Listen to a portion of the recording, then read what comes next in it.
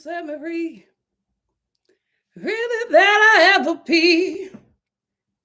Hey guys. Thank you for joining me today. I wanted to wait a bit. I know I said I was going to do it at 12, but I wanted to wait a bit because I realized I let you guys know a little late that I was going on today. Because normally at this time we do Real Housewives of Atlanta, and then after we do Drag Race. So I just wanted to give y'all time for, YouTube to give y'all the notification. Hopefully you guys got it. Because, sometimes they be tripping on your girl. How are y'all doing? Hey, Shin. Shout out to my moderator, Black Lavender. Hey, Pro Shin. Hey, Baka. Hey, Hannah. Hey, basically Brittany. Big B in the B stands for Brittany. Hey, Pro Shin. How are y'all doing?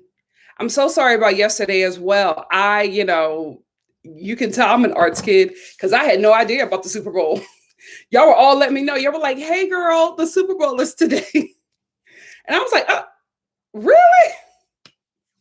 So I didn't know. I was ready to talk about 90 Day Fiance. Star. I had no idea because I feel like, but I guess because I'm on the West Coast, so the Super Bowl wrapped for us at like 5.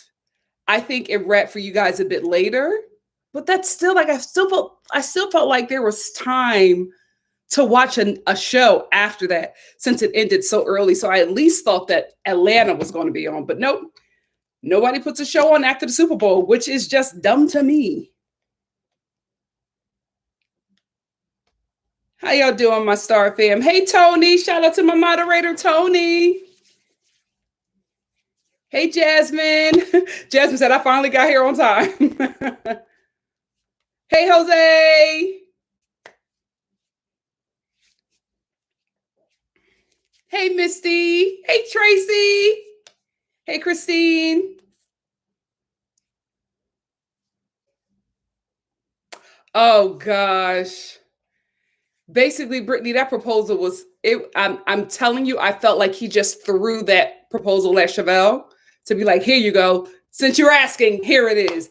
And she did all that crying. I was so disappointed in Chevelle. Hey, Coffee Hook TV. Hey, Connie. Hey, JB says what? Hey, Alexo. You know what? JB says what? But for me, I would think that I would want to come on right after the Super Bowl because there are a lot of people like me who don't watch it, who want something to watch. You know what I mean? I would think that those, viewers will go right into that, especially because the game ends early. It's still like, early evening or early afternoon for people. I had no idea. I didn't even know who was playing. What'd you guys think about the halftime show if you did watch? Hey, Soprano 2. Hey, Christine. Oh, we got 2 Christines. We got Christine with the CH and Christine with the KRY. Hey. Oh, yeah, Chevelle was so hyped for that proposal. The bar is where, ladies? Hell.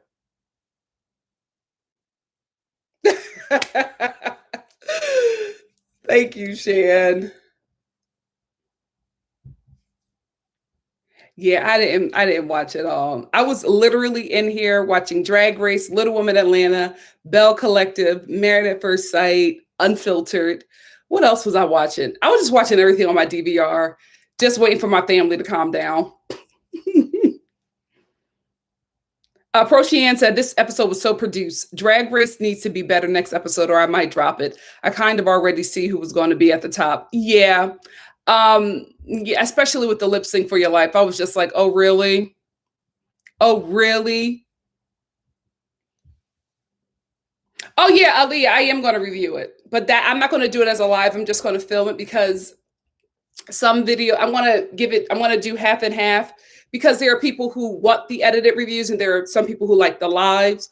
I'll still talk about the show because what I'll do is for the shows that I don't do a live for, at the end of the week, I'll do a live for those shows where we'll just talk about some, just what happened in the episode. It'll just be like a reality TV chat. Hey, Jamaica. Jamaica, Actually, I enjoyed Little Women Atlanta. The first episode was fire. The second episode was hilarious. That's what Little Women Atlanta is for me. Little Women Atlanta is comedy. You have a lot of funny characters on that show, a lot of naturally funny women. Miss Juicy, naturally funny. Abera, naturally funny. She has no idea.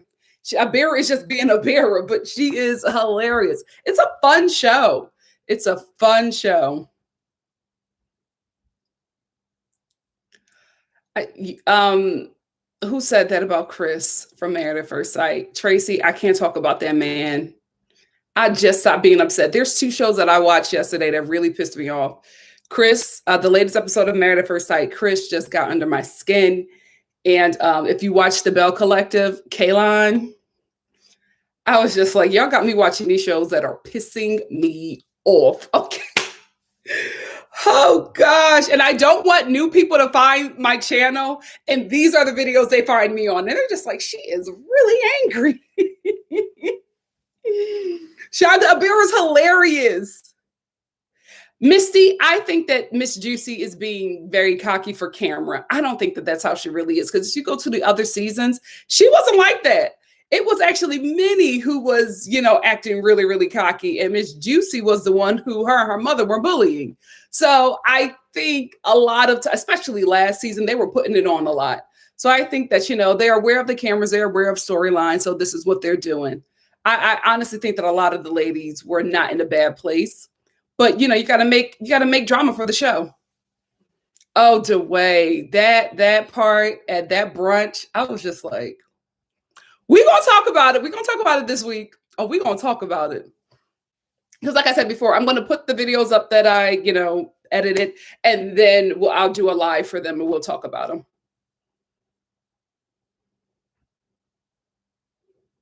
Well, basically, Brittany, she has issues. I wanted Tamisha to go all out there, but, if you're somebody who just started walking again 6 months ago, there's only so much that you can do. And especially when you're dealing with, I think it's not colostomy. It was called something kind of bag where she was covering a wound. There was only so much she could do. I was not expecting Tamisha to go all out. I really wasn't. Oh my gosh, Shannon Van, I'm going to watch his review right after this. Cause I was looking for people who review this. Cause I was just like, I can't be the only one who feels this way. I can't be the only one. And I watched one review and they were saying, they were like kind of siding with Kaylon. And I was just like, this is why I stopped. This is why I stopped watching other people's reviews, because normally I told you before, normally I'm on YouTube for like makeup and hair stuff, because that's what I need help with the most, since I still don't have like a makeup person or a hairstylist out here in LA. I finally got a nail girl, like a nail and eyebrow girl, like a week ago. And I've been out here for a very long time. It's very hard to find out here in Philly. It was so much stuff was easier in Philly. I miss that city, but it's just really hard to find that. So a lot of times, especially as a Black woman, you're doing these things on your own. So I honestly did not start watching other YouTubers until I started connecting with Just Call Me Wom. And I saw how supportive she was of me. And I realized that that's like something that, that's something that's done here. You know what I mean? Because at first I was just like, I'm going to just do my videos and I'm going to mind my business, because there used to be like a lot of drama in these YouTube streets. Maybe I've aged out of it and I just don't see the stuff on my timeline anymore. But it used to get greasy. It used to get real greasy, especially with the Black YouTubers. And there was like an older group of YouTubers on here who used to be fighting. Okay. Fighting, showing up to people's homes. And these people were in it, and these people were in their like 50s. And I was just like, what the hell is going on YouTube with the Black YouTubers? So I just don't do it, right? But, with Just Call Me Wom, I was like, oh, okay, this is something that we do. There are good people on here who do support each other. So I just, for other people. And so a lot of times I'm watching shows, I'm watching their reviews as well of a show that I've watched, so that I could comment and, the stuff that we do in my comment section. So I was watching Bell Collect, and I was like searching for Bell Collective reviews. Busy never came up, and I'm subscribed to him, so I don't know why that never came up. Because I was looking for a lot of Bell Collective reviews, and I couldn't find a lot. I could not find a lot, but I found one that pissed me off, and I was like, I'm good on this. I'm good on this. But yeah, I think I can't wait to get to that one because I feel like we're going to be on the same page. Marie is a whole nother beast. You can't let me not call a black woman a beast. Maurice is a whole nother entity. She is, I feel like she's also putting it on for the camera. But I mean, if that's how you want to, start off on reality TV, good for you. As a black woman, I wouldn't do it. There's only 2 black women who were successful at being villains and able to still keep a very huge fan base, and that is Kenya and Omarosa. Look what happened to Omarosa. Look what's happening to Kenya. She's still holding very well, but they have brought in her replacement on the show, and the girl don't even know it. Ciao. They only let you be a villain for so long. Proshian, we're going to talk about that. This is the last thing I want to talk about before I get into the review. I think that she's allowed to slide because of Ru's issues with people, or past issues with allowing trans competitors into the competition. Because y'all know I love Gottmik and I go up for Gottmik. But last week had me thinking. Last week's win got me to thinking. And then this week, I'm just like, are we going to let her slide? Okay. So I think Gottmik is a great competitor, but I also think that she is on the show to help Ru repair his past issues with the trans community, or just by the comments that he has said. We're going to see if we continue to have trans competitors on this show.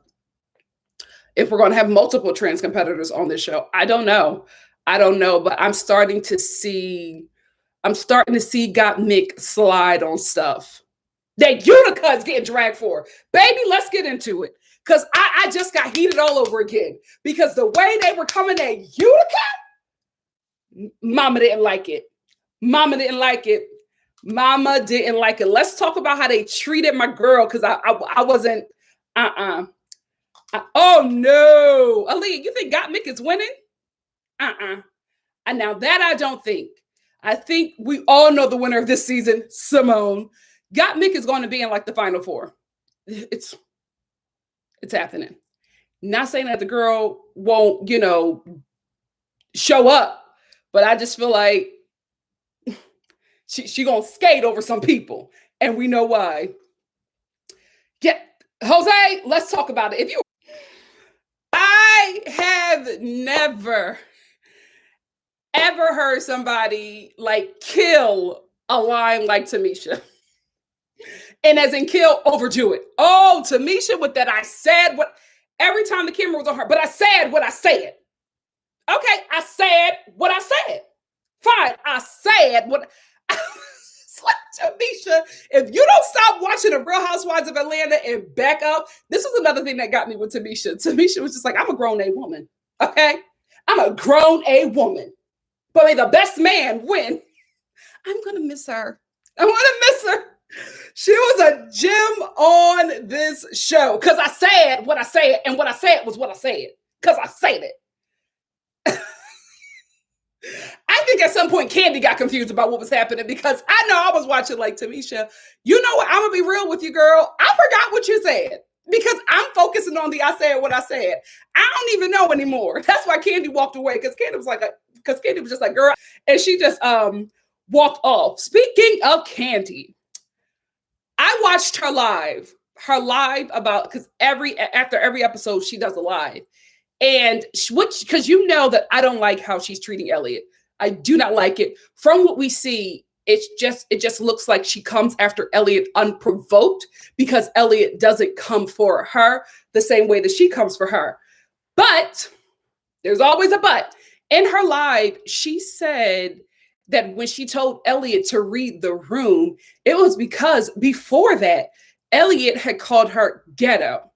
And she told her that basically, you can't say that to me. Like, I get that we're all sisters and queens in this room, but there are just certain things that you can't say to a, you know, a person of color, basically. It's just when you call Candy ghetto, which she is, you as a white person cannot do that, right? So in that moment, she was explaining to Elliot how to use certain language and what language was not cool with her to use concerning Candy. So she was like, that's when I said to her, your issue is you don't know how to read the room, because if you felt comfortable saying that to a person of color in a room full of queens who are also, you know, people of color, then something's off. So you need to read the room before you say certain things. Now, in that context, I absolutely agree with Candy, but we didn't get to see that. She said that the conversation was cut off. All of Elliot's responses to her were cut off. So it just looked like Elliot was sitting there being bullied by her. And she said that she didn't like that. She don't know why it was done, but it's TV and she was there to make a TV show. So it is what it is. I will say about that, about Candy, I love that she said, it's TV. I'm here to give you a show. It is what it is, because this is what happens, right? When these contestants get on reality TV, you are, you know, in scenes, you're present, you're responding to, you know, your contestants or, you know, coworkers on the show.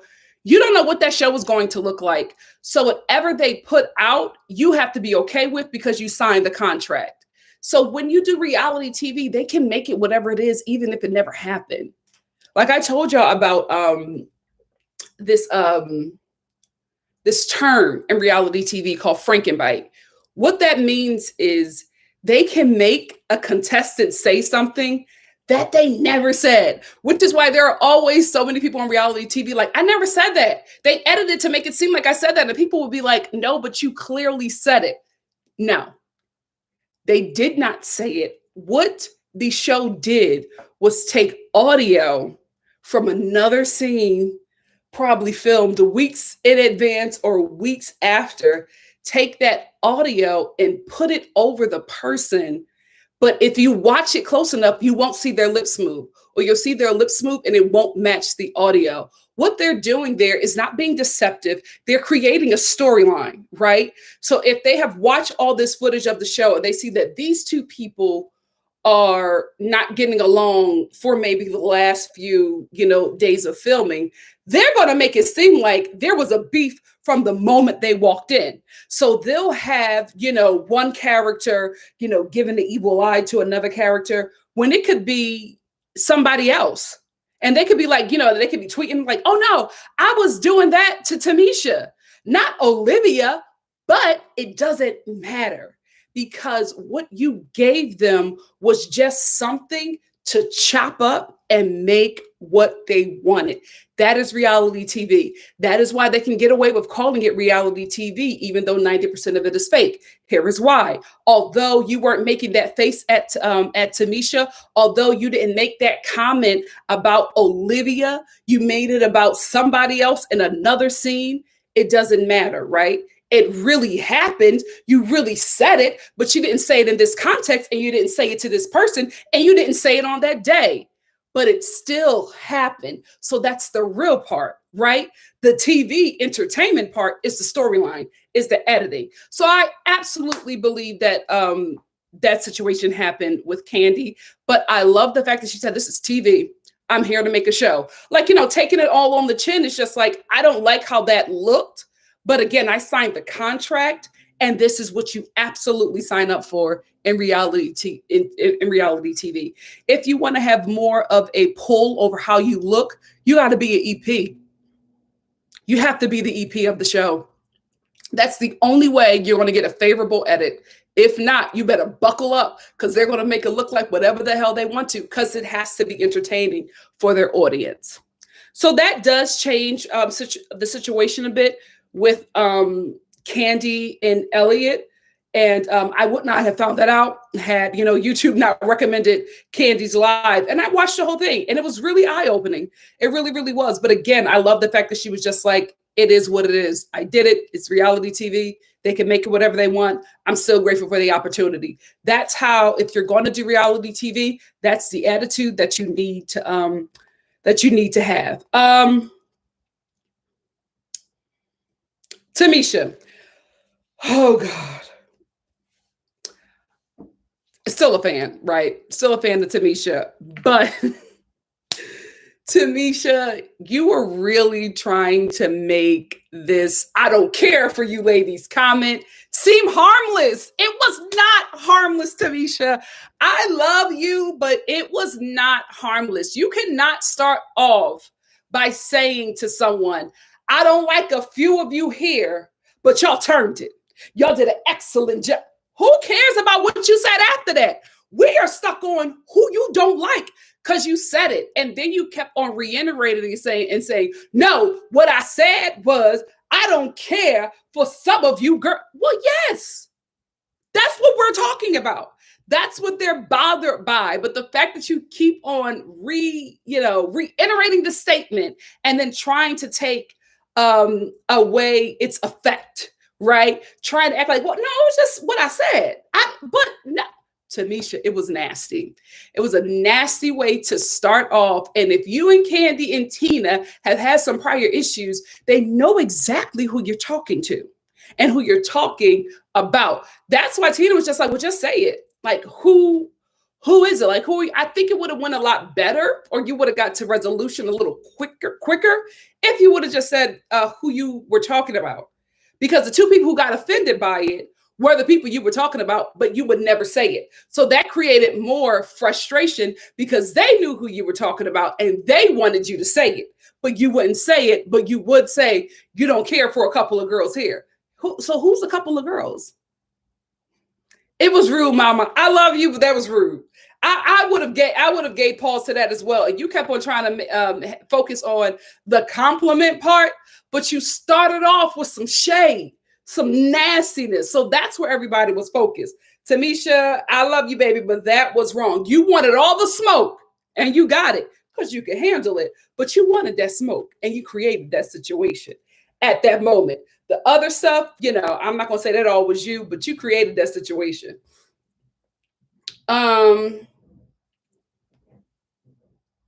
I will say this. Got Mick, Tina, and Candy. It's giving relaxer talks. Keep it cute. Keep it fun. Even with the mean girl name, right? I didn't mind the mean girl name or the mean girl chant that they did because I just thought that it was all in good fun. Don't get nasty and cutthroat in the competition, trying to stay together to the end, trying to be the final three, because everything you're planning we'll be able to see on the on camera, right? The show is going to find it out because at some point you guys are going to slip up and say it on camera, right? You're going to get painted deviously. It's just, it's TV. It's how it happens. Don't fall into that because Relaxa Talks could never survive after their last season. I don't know who it was. Was it Roxy? Roxy? It was Roxy. They kept on rigging the game to save Roxy. And I don't know what season that was. Was it All Stars? I think it was All Stars. Baby, I'm going to let you know it was a season because after every show, my timeline was lit up with Drag Race fans just drawing blood. They were so angry because so many good queens, Roxy's a great queen as well, but she just wasn't performing at the same level as other queens, and Relaxa Talks kept on rigging the game to save her. And it was a season, but they got it. You know what I'm saying? Like they got a lot of backlash for it. So I implore you all to keep it cute and keep it fun. Right now it's cute and right now it's fun. But when the queens start trickling down and y'all start trying to, hopefully y'all don't try to like scam some game and rig the game. Please don't do it. The Drag Race fan base is already toxic. Can we just say it? Oh my God, there's always queens crying. There's always fan wars. I don't know how y'all get so involved about a drag queen competition that's really supposed to be fun and positive. It's way too much blood drawn over this show. It really is. There's less fighting in the fan base on Real Housewives of Atlanta. And them broads fight. You know what? I'm gonna move on, but this little comment by Utica, I didn't know she was that girl. Utica was just like, sometimes Kandi can dish it, but she can't take it. I'm like, oh, Utica, don't get into the mess. Don't get into the mess. But apparently it looks like Kandi is rubbing a few people the wrong way because Utica don't come for nobody. But that little comment, it was a great observation. I just didn't expect that from my baby Utica. I wasn't ready. I was like, back out of there. Don't get into the mess with them. Please don't. Mini challenge. We got a pair challenge, and it's all about, designing wallpaper. One thing I said as soon as Ru announced the pair challenge, I was like, oh, it's about to get crazy. Thankfully, I was wrong. This worked. All the teams worked really well together. They had a good time. There was no in-team fighting. So this was like one team challenge on Drag Race where it was like positive. There's always somebody, getting into it with their partner on a team challenge on Drag Race. But this just didn't happen. And I was, shocked, pleasantly surprised. So this is the thing that messed up the queens, right? Because Ru said the partner that you pick is the partner you're going to be with throughout the maxi challenge as well. But because Ru said, you're going to design an outfit and your partner is going to describe it while one of you are the model. I think a lot of queens pick partners based on design. They were shocked out of their minds, especially Kandi, when they found out that this was mainly a dance challenge, which that kind of threw, a lot of queens off because they were picking queens based on design and, if they could craft the garment, not on dancing. So Kandi was just like, oh my God, I got the girls with 2 left feet. Kandi, you too. You got 2 left feet as well. I don't know why you think you are a dancing queen, because the Mean Girls performance, who knew that Tina would turn it? Who knew that Tina Turner would turn it? For the mini challenge, Tamisha Iman and Elliott won, and I agree with that because I just think they got great wallpaper. I think they just set a great wallpaper with a great look. Thankfully, Tamisha got a little win before she left later in the episode, which was a win for that mini challenge. Let's get into the maxi challenge, the Disco-Mentary. Each queen gets a disco chapter. Elliott, this was an Elliott show today. Elliott had me howling when Elliott was talking about the Mean Girls rehearsing.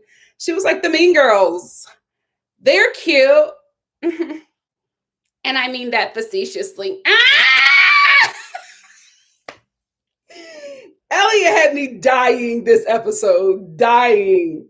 Very happy that she was able to finally come into her own, because a lot of times she's been hiding behind basic drag. I just got to be honest with you. The drag is not elevated. It needs to be elevated. Tamisha has dated drag. Elliott needs elevated drag. Her drag is dated as well, but Tamisha's dated drag is legendary.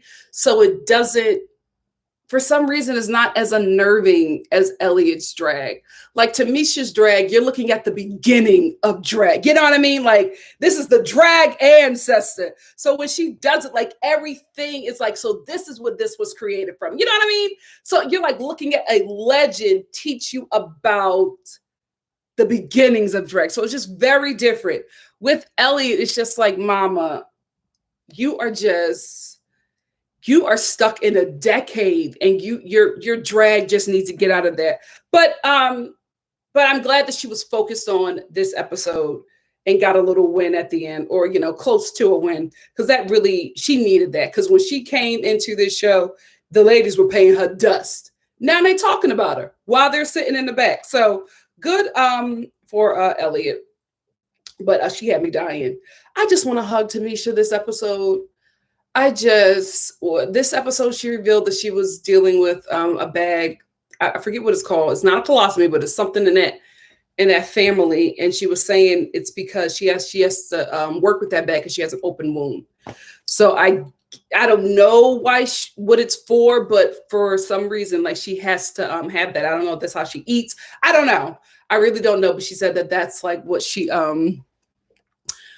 has to use, and she was saying that was the reason why she was holding back a bit in rehearsal, because you don't want to hurt yourself, you don't want to spill anything. So Tamisha was in her head a lot, but I do think that what she was going through was in no way an excuse.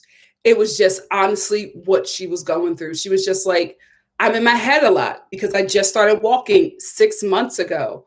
So I'm thinking about everything, basically just trying to stay balanced, because like for us who are able and blessed with the ability to walk, you don't think about it. You don't think about getting up and walking to the bathroom. You know what I mean? You don't think about, just kicking your hips. Like sometimes you catch yourself dancing and you're just like, oh my God, what happened, right? It's just a part of who we are. When you have lost that ability and have had to work back up to that ability, you're constantly making sure your mind is communicating with the rest of your body. So that's what Tamisha has been dealing with. But, none of us was aware of it until this episode. And I'm guessing we found out because it's a dance challenge and she needs to be engaged. You know what I mean? But unfortunately, she can't be because she has to think about the steps because walking is new for her again. What a trooper. What a trooper.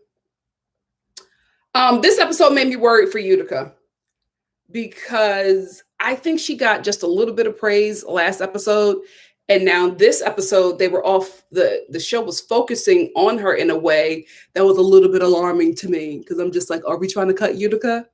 I hope that's not what's happening because they were focusing a lot on her dancing this episode. But I don't like, it's something about Utica that just bothers this show. I love everything that she does. I really, really do. I love her drag. I love her shtick. I get it. She always references Cara Burnett like that is Utica's drag in a way. It's hugely inspired by Cara Burnett. And I'm like, do we not know who Cara Burnett is? Like, this is a freaking legend. We know who this woman is. We know what her work is, what her impact is. We can see it on Utica. So I always see that Cara Burnett reference on Utica, and I don't understand how it's getting lost with everybody else. I didn't have a problem with her dancing. I thought she was dancing in her drag image. What was the problem? Oh, Utica gonna have some trouble.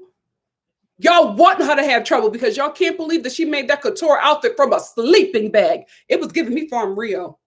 And I got a jacket from them that looks just like the jacket that Utica made. It's not here yet, but baby, when I get it, I'm gonna show y'all. I'm gonna be like, this is the Utica coat.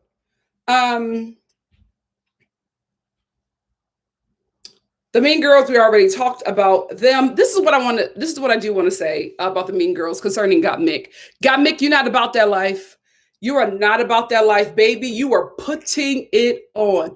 You want to hang with this crew, but you don't know who Tina and Candy are. You have no idea. These New York broads are the kind of drag queens that get in a fight in a back alley after their show, okay? They are the kind of queens who will stop their drag show and get a customer together and then get back in the show and don't miss a beat. That's not you, Mick. You're not about that Tina and Candy Muse life. So it would do you a service, right? If you become neutral in everything, because I see you trying to match them, and mama, you can't. You can't, because Tina and Candy don't call the cops. You do. You give me cop caller. You give me somebody throws a drink, you're calling the cops. Candy and Tina are the ones throwing the drinks, and they catching the drinks that somebody threw at them and throwing it back. Those are the kind of queens that they are. You're not about that life. You try to put it on so much with them, and it's so obvious that you are just not, that's just not you. That is just not you. But because you're with these girls with these big personalities, you try to mimic them and try to like master their girl. Because I'll do the same thing too. No, you won't, Mick. You won't. Like, stay in your lane. Because when it pop off, when stuff starts popping off, especially with Tamisha, remember we saw her with Tamisha. When it was popping off with Tamisha, what did she do? She got out of the way. Tina was right there. Tina was right there ready for all the smoke and wasn't even involved in that situation. This is, Nick, you're doing the most, but this is not who you are.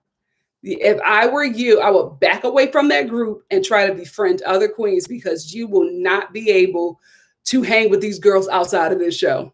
Let's just tell the truth and say the devil. These are some bold. These some New York drag queens. Girl, you can't get with it. You can't hang with them. You can't hang with them like you think you can. You can't hang with them. You're very Manhattan. These are Bronx queens. That's not you. That is not you. That's Tina and that's Candy, but that's not you. You really need to buddy up with Olivia. You two have the same, like, y'all got the same energy, for real, for real. When you take off this image of who you think you should be with Candy and Tina, you more of an Olivia. That's where you need to be. So let's get to showtime. Ru, I said it before and I'll say it again. Ru's blonde hair is signature. She kills in red hair though.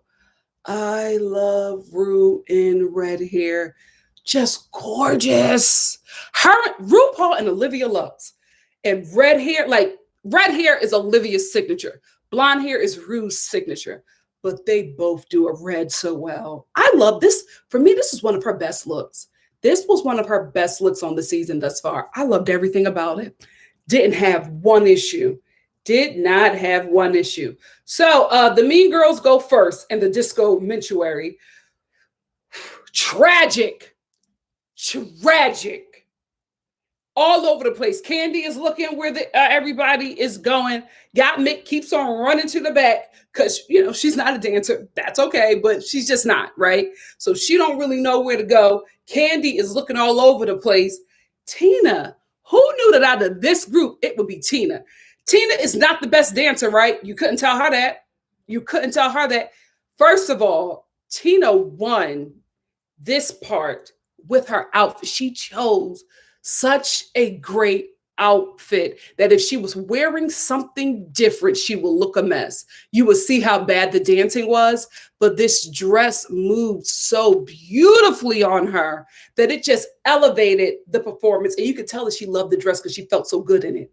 She felt like you could see how good she felt in this dress just by the way she was moved. Like, it was beautiful. Her whole look, I say yes. You could not focus on anybody else but her. The only time you could focus on Candy was when the camera was focusing on Candy looking confused. And then when the camera was focusing on got Mick running to the back.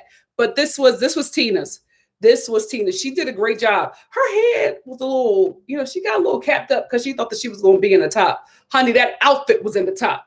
The performance, I love that you committed to it. But that outfit, mwah, such a great outfit. Tamisha, I kind of knew watching this, and especially with how much Tamisha we had this episode, I kind of knew she was going to leave. I kind of knew. And basically by this performance, they kept on focusing on her eyes and how she just didn't look present. And then they would focus on Ru watching Tamisha not be present. I kind of knew that this was her time to go. How heartbreaking. I kind of knew, but you know, the situation is what the situation is, you know, unfortunately. I actually really enjoyed Olivia, the hair. This was Olivia's challenge to win. So I'm not shocked, right? This was her challenge to win. The hair was moving. She was moving. Olivia was in it. Olivia was in it. And she looked great doing it. Utica, I loved I love Utica with her. I don't know what they wanted from her. They were just like, oh, this isn't giving me disco. You mean to tell me that there were not like weird dark girls who were also into disco? That's what that gave me. That just gave me like a goth girl embracing disco. But I get it. I totally understand what they were saying, but I just felt like this was Utica during that time at a disco club. Like that's what Utica would wear to a disco club. That's what Utica would wear to Studio 54. I don't know what they wanted. They want her to be so in the box. But Utica is such an out of the box queen, and they keep on trying to force her into this box. And I don't want her to break and do that for them. I'd rather her leave the show than change her drag for this show. That's just my opinion, and I'm sticking to it. Denali and Rose, the same comment every episode. They were good. I just want more from them. I think with Denali and Rose, they came onto this season with a lot of hype, right? It's just not showing on camera for me. It really, really isn't. Like Denali and Rose were all people were talking about. I ain't hear nothing about a Utica. I didn't even hear anything about Tamisha. I didn't hear nothing about Lala Ree. I didn't hear nothing about Simone. It was all, the fan base. It was all Denali and Rose. I'm not singing what y'all was singing. I'm not saying that the drag is bad, but I think they came onto the show with all the hype. I'm like waiting to be gagged. Hasn't happened. It hasn't happened. Lala Ree and Simone. Listen, y'all know I'm a stan for Simone. I will go up for Simone. Lala Ree ate her up. Lala Ree was all over this place. She was giving you dance. She was giving you disco. She was giving you looks. Oh, like Lala Ree was all over the place in a good way. I could not keep my eyes off her. Simone looked beautiful, like she always do. But Lala Ree, couldn't keep my eyes off of her. Let's get into the runway. Little black dress. Tina. Candy, this was different for her. And I enjoyed that actually. Maybe the judges didn't get it, but it was something that I did not expect from her. So I enjoyed it. Got Mick, very smart. This was little black dress, very smart. I just wish Got Mick had a different walk. Got Mick walks like she's a New York girl running for her subway, but she wants to do it in a cute way and it's not coming off cute. Like that's what it is. It's very, shoulders are up here, arms are here, and like the pelvis is before the back. So if Got Mick can take some walking lessons from Simone, it's over. It's over for any other drag queen in her hood.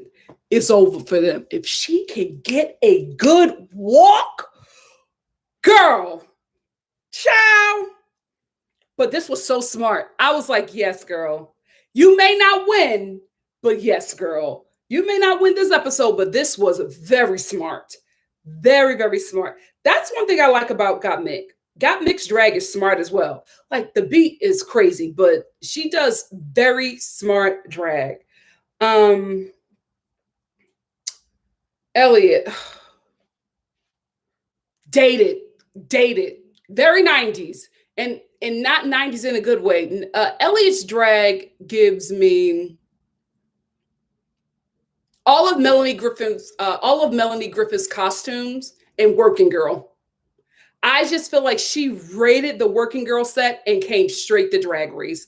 That's what this is. It's very dated and not like comedically dated. You know what I mean? I feel like it could work if it was camp, but it's like she's dead serious with these Working Girl looks. It's a no from me.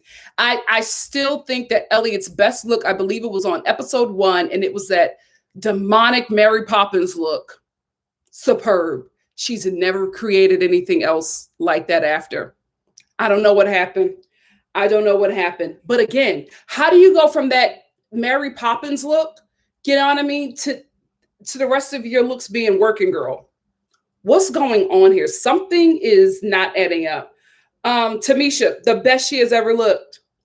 Sad that this was her last episode, but this was the best Tamisha has ever looked. I agree with Michelle about the ruching and the front, the bunching. But other than that, she finally got her makeup right. She looked stunning. When she said Diane Carroll, I was like, I see it. I see it. Absolutely beautiful. Olivia Lux, Nia Long, gorgeous as always. Her hair is everything. Her hair is everything. Olivia Lux is just beautiful. Beautiful in and out of drag, just beautiful. The hair, whoo, giving Rue a run for her money. Utica, I'm a fan. I love Utica. I love Utica, which is not normal for me. Because if y'all been watching me from the beginning of my drag race reviews, I have always been a looks fan. I'm real like Violet Chachki. Like those are the kind of drag queens for me. I love camp too, but Bianca and Bob were pretty much the only like comedic camp queens that I was like really ever like into like that. A look queen, baby. Whew, that can also, you know, be funny, but I'm all for look queens. I think that's why I go up for Simone so much. But she can pull it off too. Factory. Okay. But this is very new for me and I'm embracing it. I'm loving Utica's drag. Absolutely loving it. Denali, outside of that cockatoo outfit from Zoobilee Zoo, this is the best she's ever looked for me. This is the second best she's ever looked for me. I loved it. I love when she took off her hat or whatever it was and revealed that she was like a spider. I loved it. I really, really did. I don't know what Elliot's drag is. I don't know what Rosé's drag is. And I don't know what Denali's drag is. I don't know. And you know what? Maybe you don't need to know. Maybe it's just, you know, whatever I feel like that day. It's just hard to follow because I don't know what's ever coming down that runway, right? Like with Simone, I know that I'm going to get some unapologetic high fashion blackness. With Utica, I know I am going to get Carol Burnett with a mix of Balenciaga. I know, like, it's always like comedy, high fashion. I always know I'm going to get that with Utica. And very, like Carol Burnett, Balenciaga, with a dash of Rodarte, or Rodarte, however y'all say it, on an alien planet. You know what I mean? Like, I know it's always going to be like otherworldly, out of the box, but it's also going to be funny. And it's also going to be like, oh, girl, this is sickening. I know what I'm getting with Utica. I don't know what I'm getting with Denali. I don't know what I'm getting with Rosé. Ruffles. I know I'm getting ruffles, but that's like it. I don't know what I'm getting with Elliot. I do know what I'm getting with Elliot. Working girl with a dash of Mary Poppins whenever she feels like it.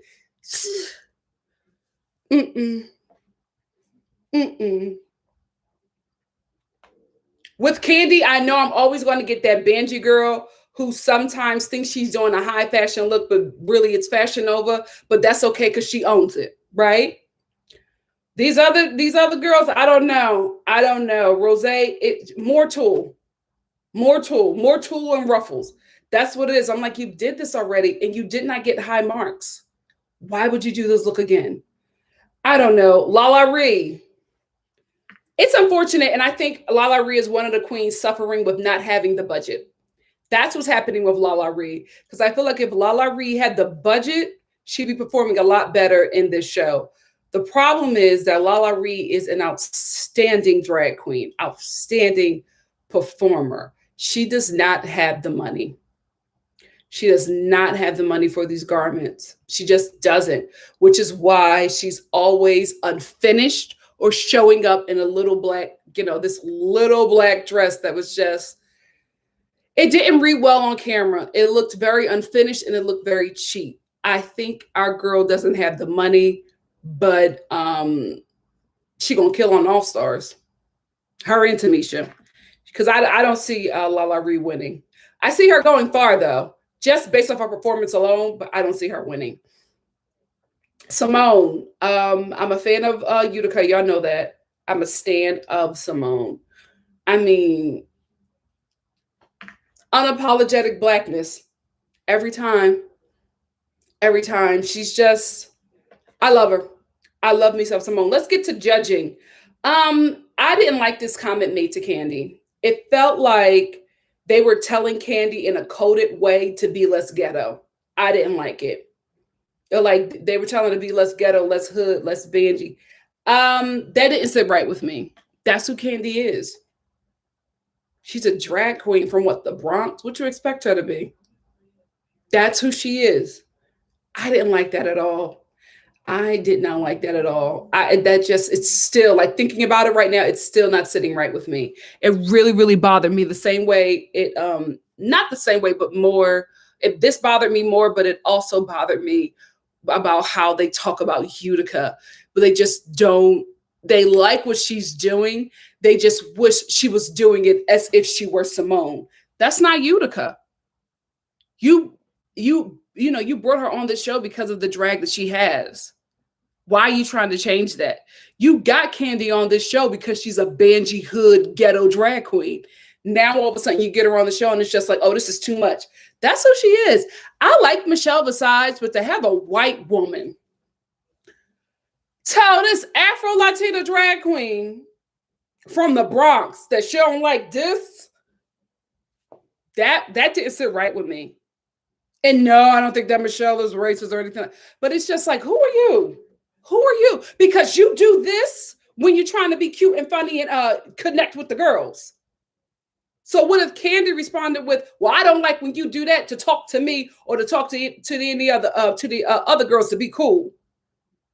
That bothered me. That really, really bothered me. That was ugly. Oh, I have in my notes, Tamisha couldn't walk 6 months ago. What a fighter. Absolute fighter. She will be missed on this show. Utica. Do not listen to Lonnie Love about your dress. Don't you change a freaking thing. Because this is the thing. The only thing they could get you on was that they did not know what you were doing until you said it. And then when you said it, they were like, oh, mind blown, right? Mind blown. Stay where you're at. Do not change a thing for them. Don't do it. I don't like what she's doing because, we don't understand what you don't know nothing about drag. I don't mind this panel having guests on the show, right? I do mind when guests don't stay in their lane. I did not like Lonnie's comments about Utica at all because you're trying to speak as someone who knows this craft and you don't. You don't. So to give her that kind of critique or to say those things about her on camera, that is going to get back to her.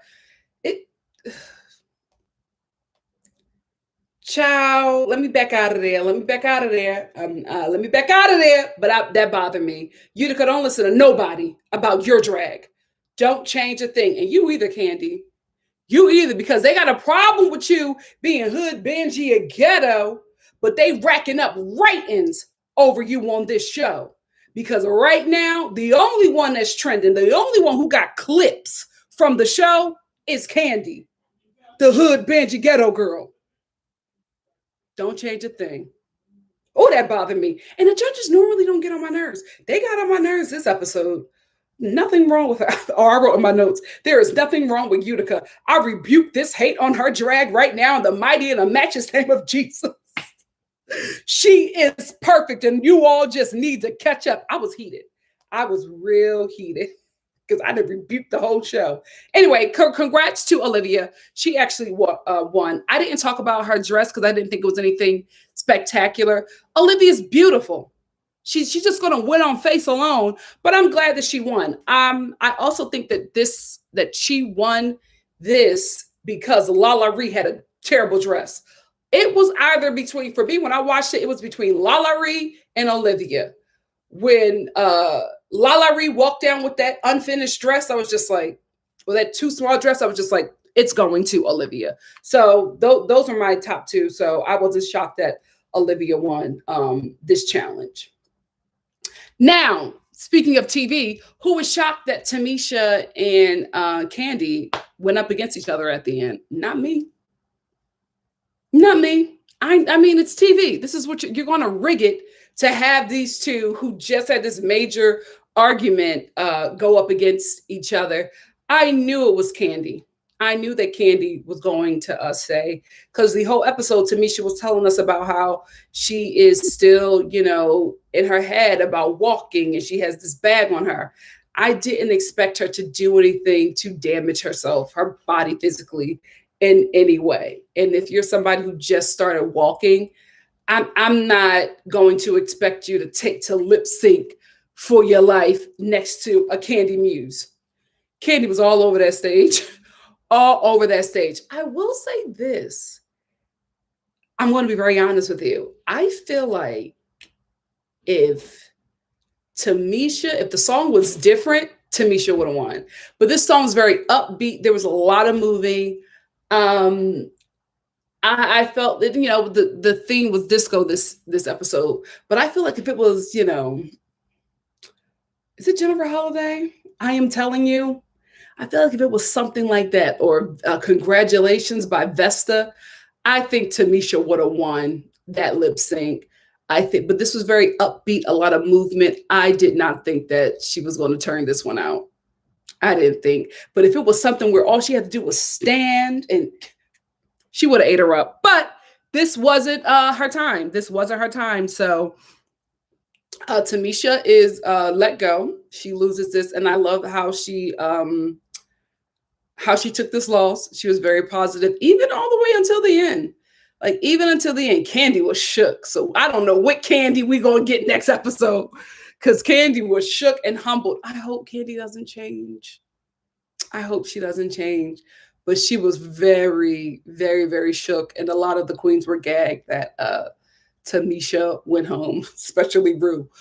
You know, Ru loves a legend. Ru loves an old legendary queen. So I know that was hard for her to let Tamisha go, but it is what it is. It's a competition. It happens.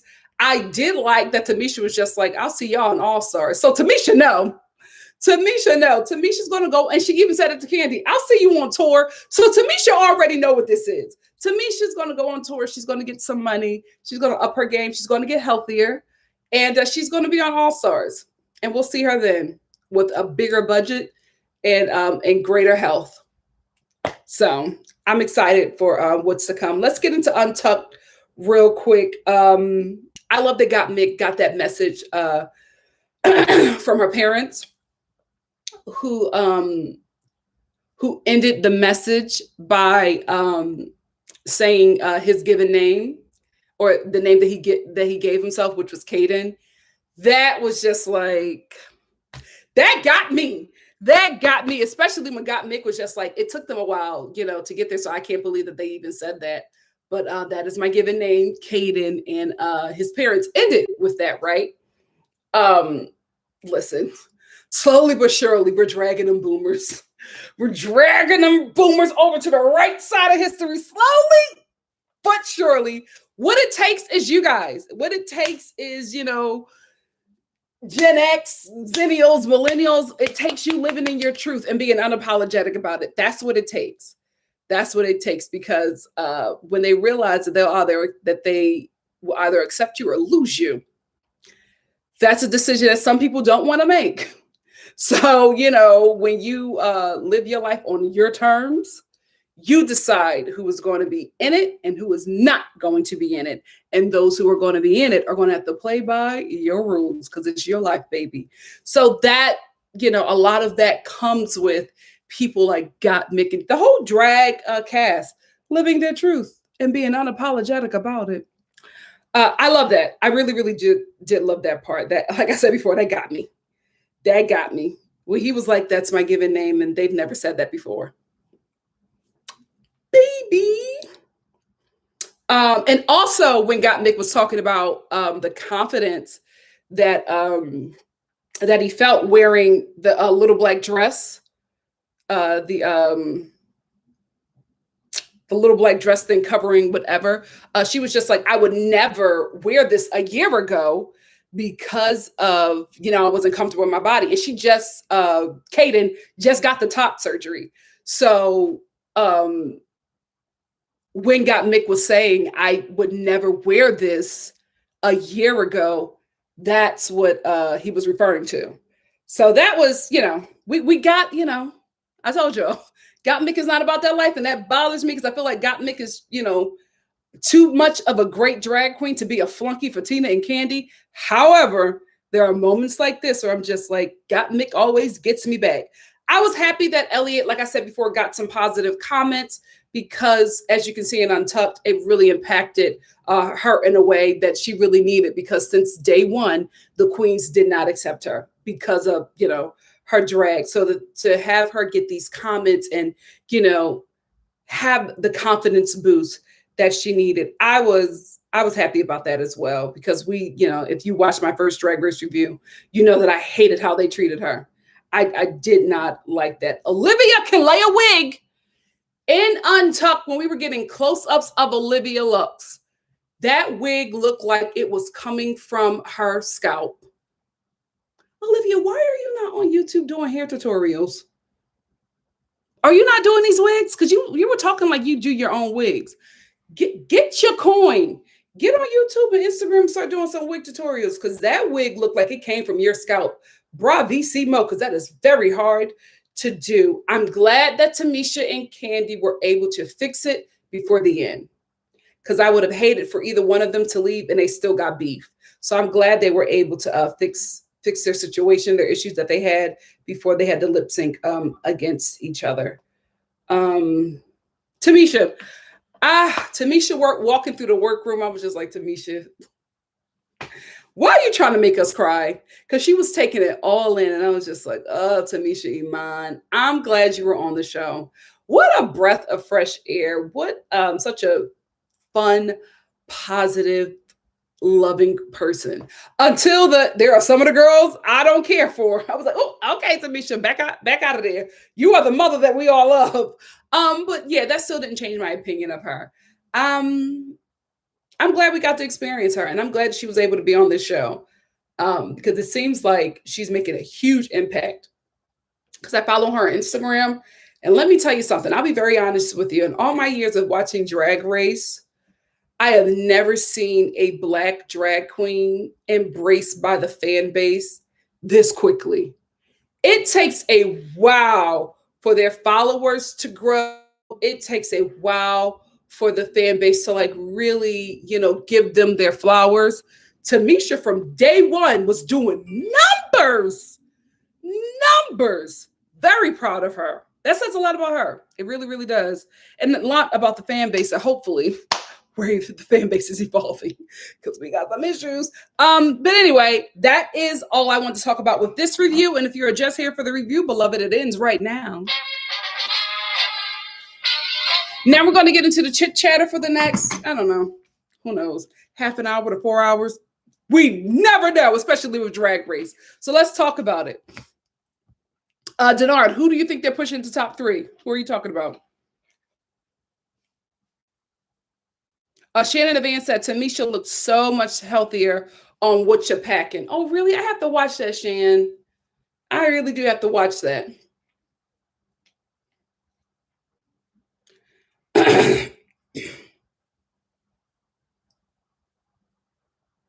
Keisha Miller said, I think they are pushing both Got Mick and Simone because they cut a lot of their mistakes during the challenge.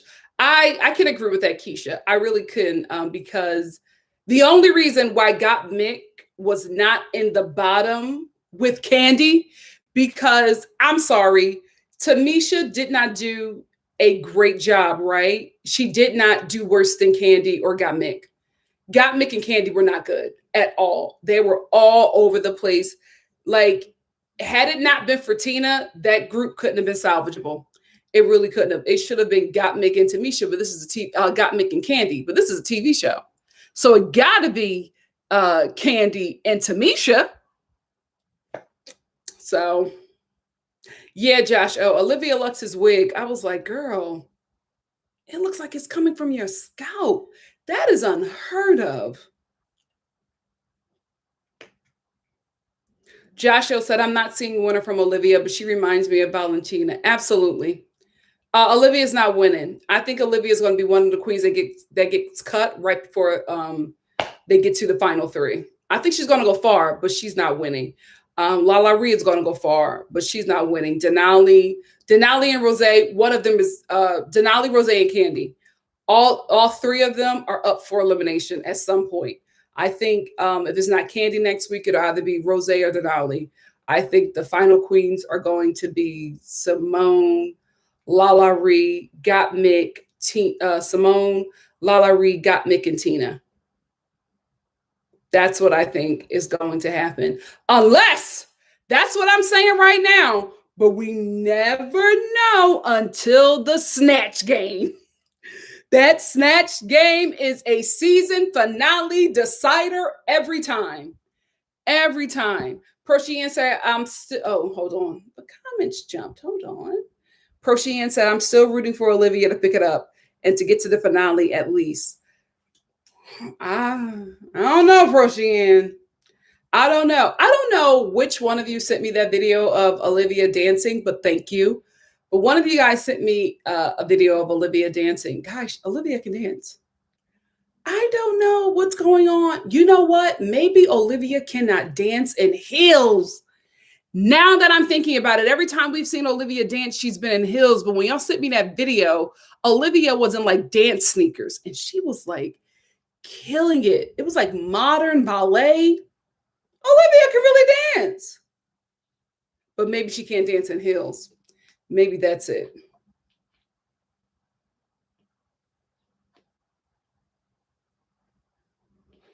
Wendy Sims, what are you and old Funky Diddy talking about? Oh, Lord. We sharing retail stories now. Shannon Van said more than peppermint. Who are we talking about? What's that in reference to? Denard said, I was honestly pissed she was sent home, to be honest. I think she honestly won that lip sync. I may be biased. Denard, I think it was the song choice. I really, really do. Tamisha just couldn't keep up with Candy. Tamisha just couldn't keep up with Candy. But I'm telling you, if it was a different song, I'm telling you, if it was like Vesta, Congratulations, or if it was like And I Am Telling You by Jennifer Holliday, Tamisha would have ate her up. But I think the reason why they didn't do that is because they didn't want to seem like they were giving her an advantage. But she would have ate her up. She would have ate Candy up.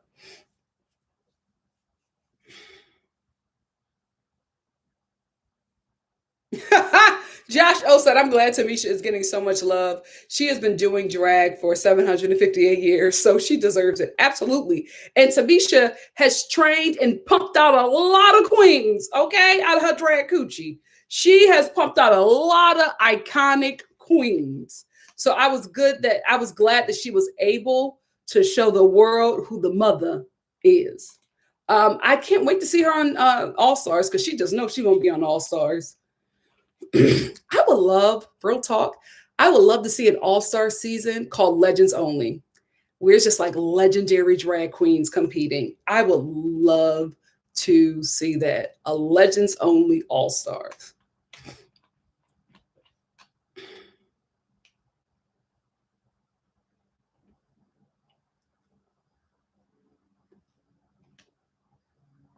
Aaliyah said, I don't know. I'm still underwhelmed by the queens this season. Not even Simone. You're underwhelmed by Simone? Aaliyah said, oh, you said you feel like none of them are as competitive as last season's girls. I think with Simone, she knows that she's winning. She knows she ain't got no real competition there. No shade. No shade. And you know what? I felt like Candy. No, she has competition, right? But she knows that she's doing very well. So she's being very, very pageant girl, and just being like, I'm just happy to be here. Because you're killing it. You're killing it. But we're going to see. Everybody can do good. Everybody can see the crown until the Snatch Game. That I'm telling you, the Snatch Game is a shakeup, baby. So we'll see. Who knows? Rose and Denali might just kill the Snatch Game and be back in the game again.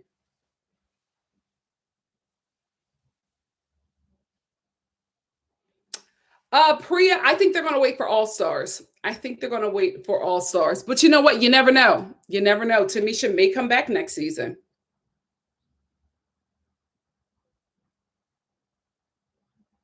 Oh, wait. Ole Funky Didi. You said it's infuriating. I hate that Kandi is basically blackfishing and perpetuating negative stereotypes and getting away with it. It's infuriating. Kandi said that she was Afro-Latino. Is she not? She said that she was Afro-Latino. And as somebody who lived in the Bronx for, longer than I wanted to, she's very Bronx girl. That's Bronx. Kandi is Bronx. That's just how they are. Josh O says Simone's mistakes are being overlooked, but she has way more star power than Mick. Absolutely. Mick is not winning. Mick is going far, but Mick is not winning. Jose said, this episode drove me crazy. Lala's safe because of her look, but Tina top. Come on, Jose. Utica is too camp, but Tina. Oh, wait. Jose is pissed about Tina being in the top. Kandi didn't do enough in the challenge, but Mick is safe. What's going on? Come on, Jose. Jose said, hell no. How? The game is rigged. Because they're pushing their tops. That's what's happening. They're pushing their tops.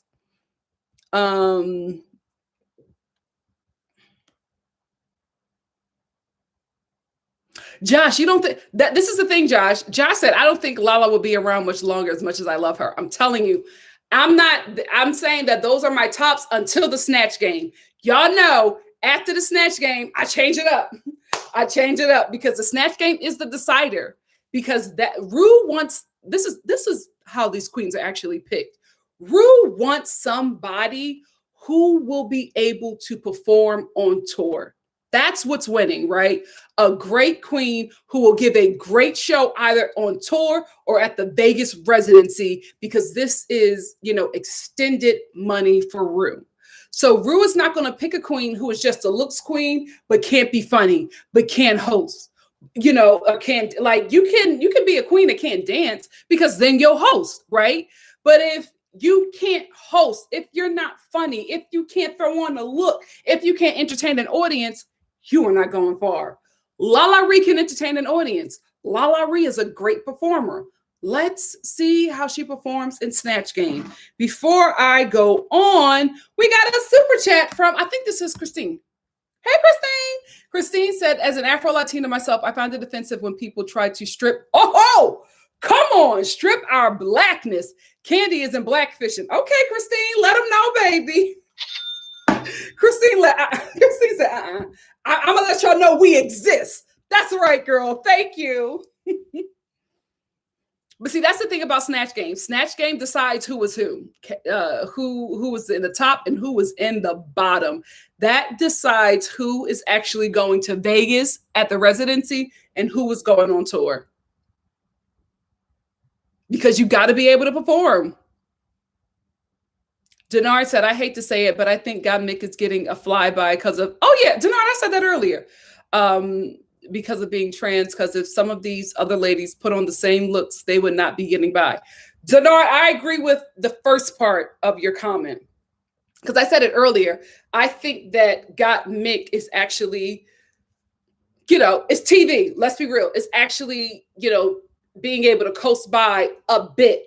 Not like, Ru is just giving her wins or just let her coast by. Homegirl is serving up looks. But for she's making mistakes that other queens are getting cut for. And I think she's allowed to stay, one, because of representation. No, 2, because of representation. 1, because this heals the strife that Ru had with the trans community by not allowing trans competitors into the competition. However, her looks, aside from that, what was that? Fanny pack look, she be doing some good looks.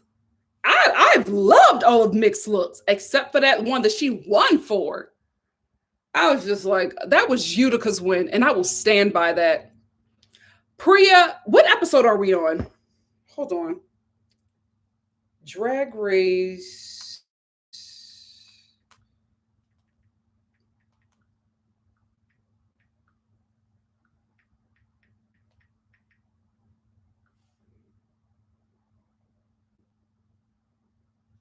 This is season. How many episodes were in season 12? Because they're normally on it.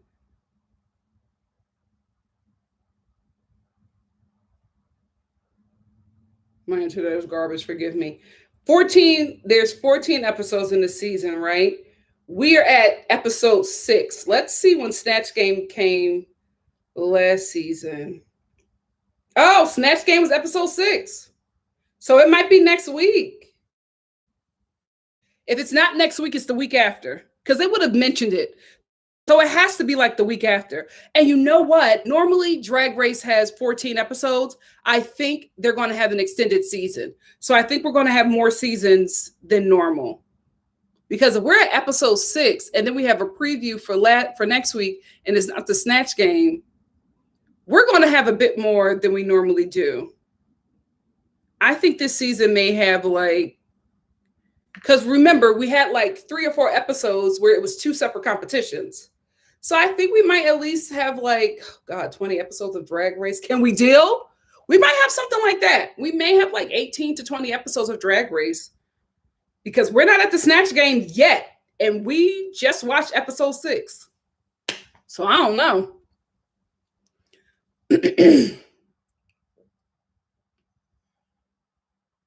Hey, Queen. Aaliyah said, I honestly think Utica is going to win Snatch Game. Me too, Aaliyah. Me too. My baby got it in her. It would be a missed opportunity if Utica does not play Carol Burnett. I think Utica, I hope she doesn't do this, but I think she's going to be like, well, I'm going to challenge myself. This is what I say to every queen. Challenge yourself on any other competition, not Snatch Game. Do what you can do well. Do an impersonation that gets you laughs. Don't challenge yourself if you have never tried it on an audience. Don't do it. Do not do it.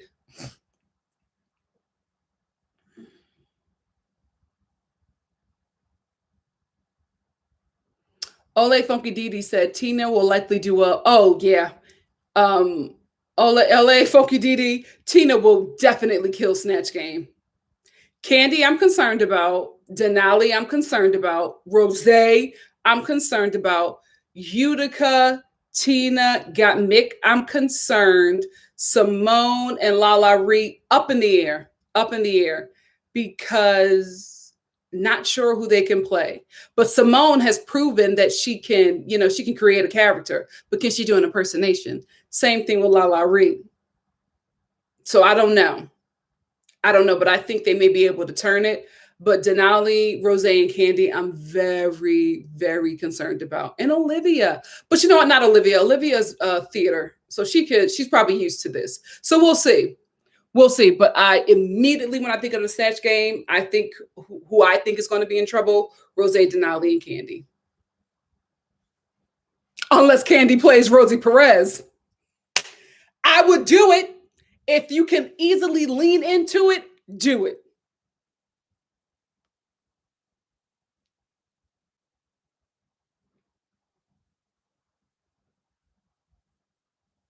Oh yeah, Nathaniel, I heard that, but I'm not shocked. I'm not shocked that that DH will suspend their show.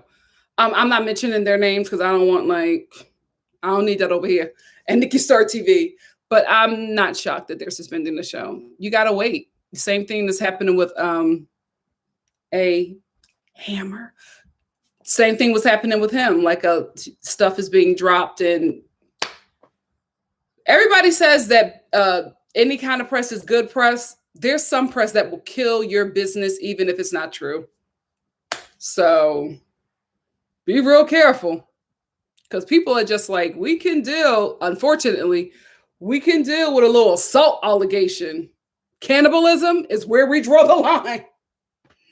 Ciao.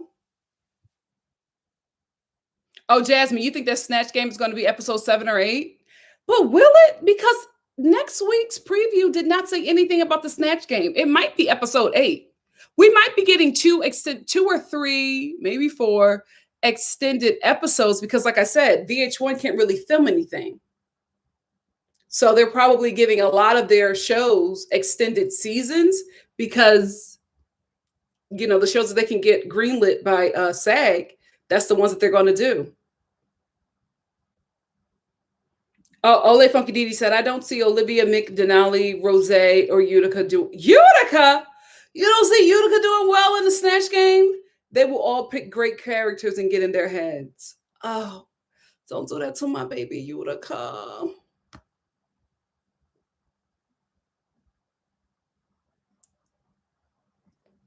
Courtney Fisher said, I love...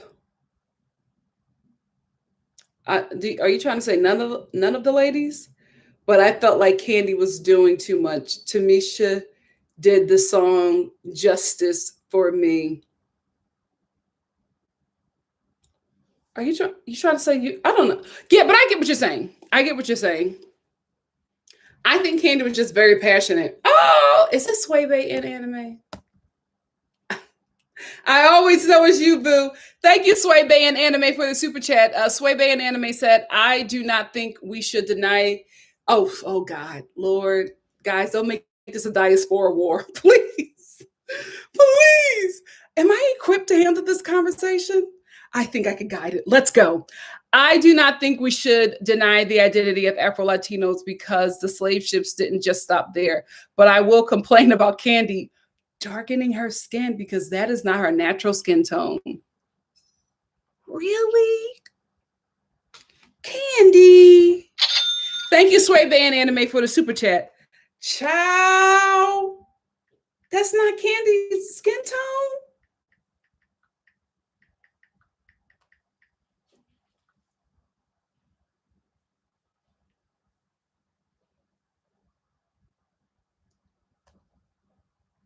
I don't see anything about her blackfishing.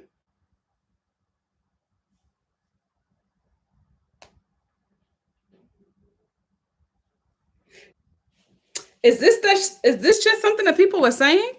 Is she lighter than this? Is she pulling a Danny Lee? Oh, God. Oh, child. Well, I'm not going to deny Candy's blackness because I do have a problem with people darkening their skin. I'm not saying that Candy did that because I don't have any proof of it. But as a African American, a Black American, my slave ship stopped in America. My family ranges, and they range, right? And they are the light ones are black. Okay, so we can't really go off of skin color in the Black community just because I don't know what happens. Some of us come out light, some of us come out medium, some of us come out dark. It is what it is. So I kind of stay out of that just because of my own experience with my family. I do have a problem with darkening of the skin if that is something that people are doing, but child, go to a family reunion with me. You'll be like, oh, yep, we're all Negro. We just look different.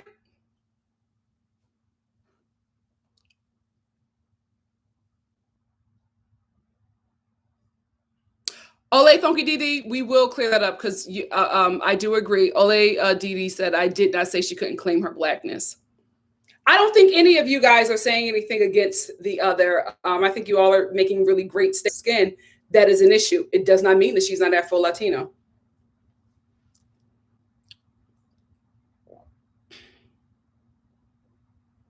Nathaniel Daniel said, I think Burris should cut ties with Tiny. Nathaniel, you just want to talk about this. I'm trying to tell you, I ain't trying to get involved in that.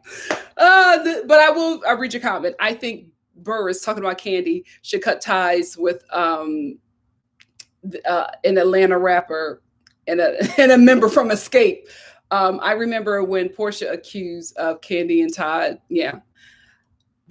I will say this. Word on the street was that, what is her name? Phaedra had the right T, but the wrong Escape member. That's the word on the street.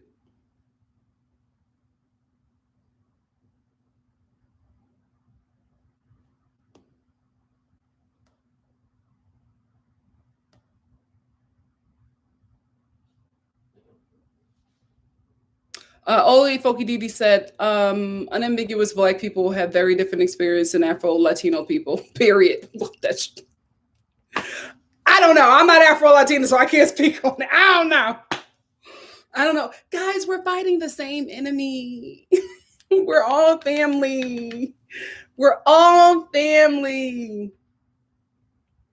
Do we know this? See, this is the thing. I can only go off of what Candy has said. Candy has mentioned several times on this show that she identifies as Afro-Latino.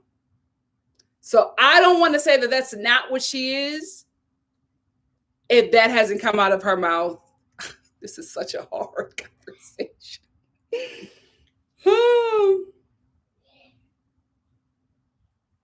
And we also have to realize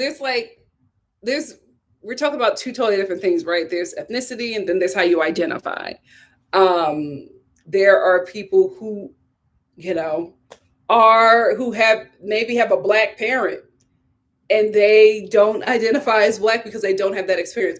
A long time ago, I think it was like 5 or 6 years ago, there was do y'all guys remember that Olympic swimmer who a reporter did an interview on him? And he interviewed him for like the Olympics, and it was like on a huge platform. He looks like a white man, right? But he has 2 Black parents.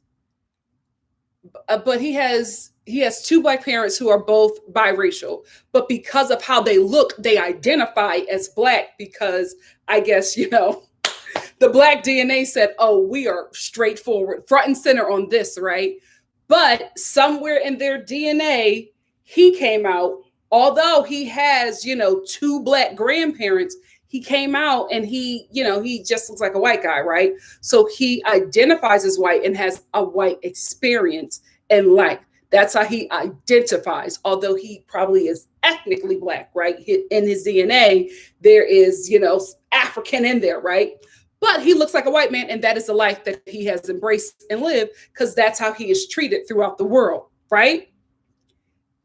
He did an interview like on the Olympic stage, and the interviewer says, so how does it feel being the first Black person to win this award? And he was just like, I have no idea because I've never identified as Black before. And the conversation got real quiet and awkward after that. Do you know right after that interview, when everybody started finding out that he was Black, like in his community, and the fan base found out that he had like at least like Black ancestry within him, all of a sudden, because they had this knowledge, he started getting the Black experience, and baby, he couldn't handle it. He had to he checked himself into a mental facility for like a few years.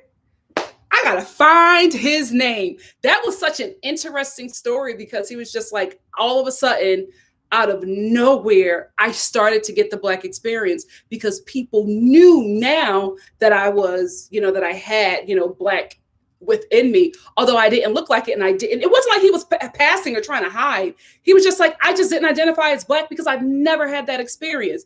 But when he got on that Olympic stage, my God, today, when that reporter told that T, all of a sudden he just started getting racism like 2.0, and he could not handle it because his whole life he was white.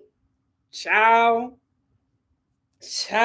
listen, at the end of the day, whoever want to identify, come one, come all. But I get it. If that's not experience, Halsey, she doesn't identify as Black.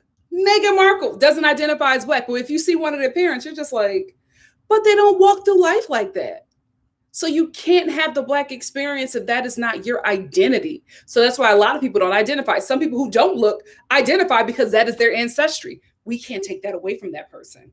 Even though they're not having the experience, who am I to say, oh, you identify as Black because your mama and your daddy is Black, but you don't look it? That's not right. If they, embrace the Black experience and this is who they are, what are you going to do? You can't take it away from them ethnically. Meghan Markle went through her life passing, not like, doing it to be, an op or anything. That was just, she was always treated like a white woman until she decided to marry that white prince.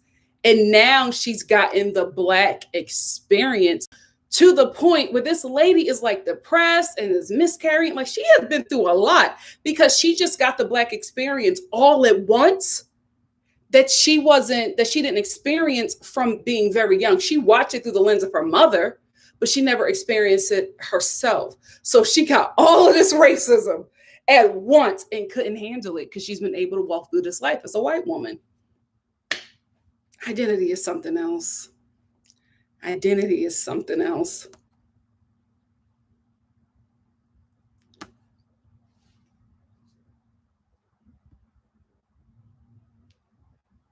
I'm trying to catch up to this conversation. Josh O said, are we competing about who is more Black? Then I'm going to let you have this one. And are you going to pull a Meredith, Josh, and disengage? Are you disengaging? I don't think it's that. Honestly, guys, from reading the comments, you all are saying the same thing. You all are saying the same thing. It's just the fact that this is such a touchy subject that when you approach it, you already approaching it like, y'all saying the same thing. Y'all actually agreeing with each other if you read it back. Y'all agree with each other. Everything is fine. Oh, hold up. Did I miss a super chat? I didn't miss a super chat, right? Let me know I did. Hey, Anika. Hey, Anika T said, hey, Nikki Boo. You know what I came for? Love you in Delaware. Girl, I got to preserve my voice. I got an audition.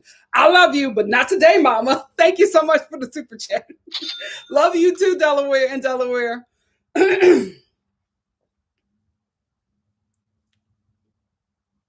DeWay, I do plan on reviewing it. Did it come out yet? Did Married to Medicine come out yet?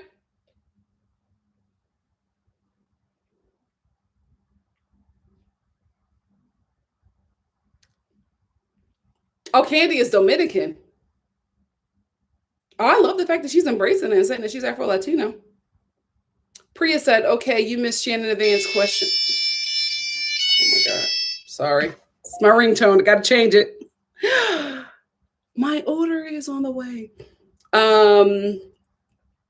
Priya said, okay, you missed Shannon Van's comment. Do you prefer Snatch Game or the reading challenge? Snatch Game. Because Snatch Game, to be quite honest with you, Shan, Snatch Game separates the weak from the strong. It just is what it is. You see some of the strongest queens in this competition break on Snatch Game. That, for me, that is always the season finale decider. I love the reading challenge, though. The reading challenge is just really fun. The Snatch Game, there's actual work put into it.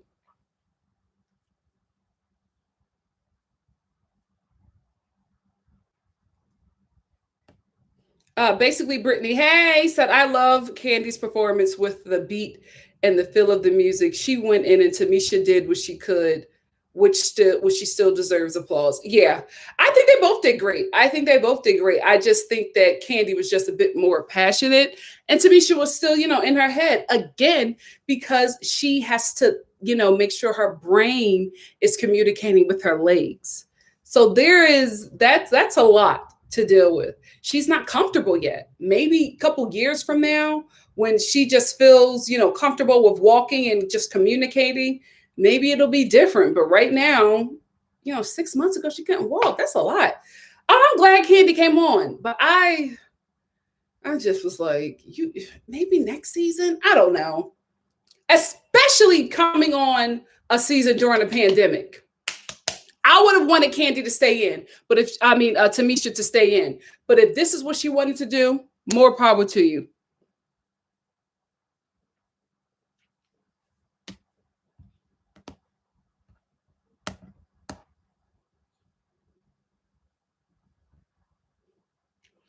Queen said to the royal family, no one is safe. Even look what they did to Lady Diana, especially when Lady Diana started dating and probably was going to marry that brown Muslim man.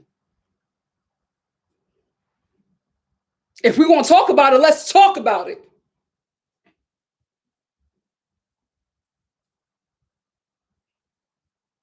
Oh, old late folky Dee.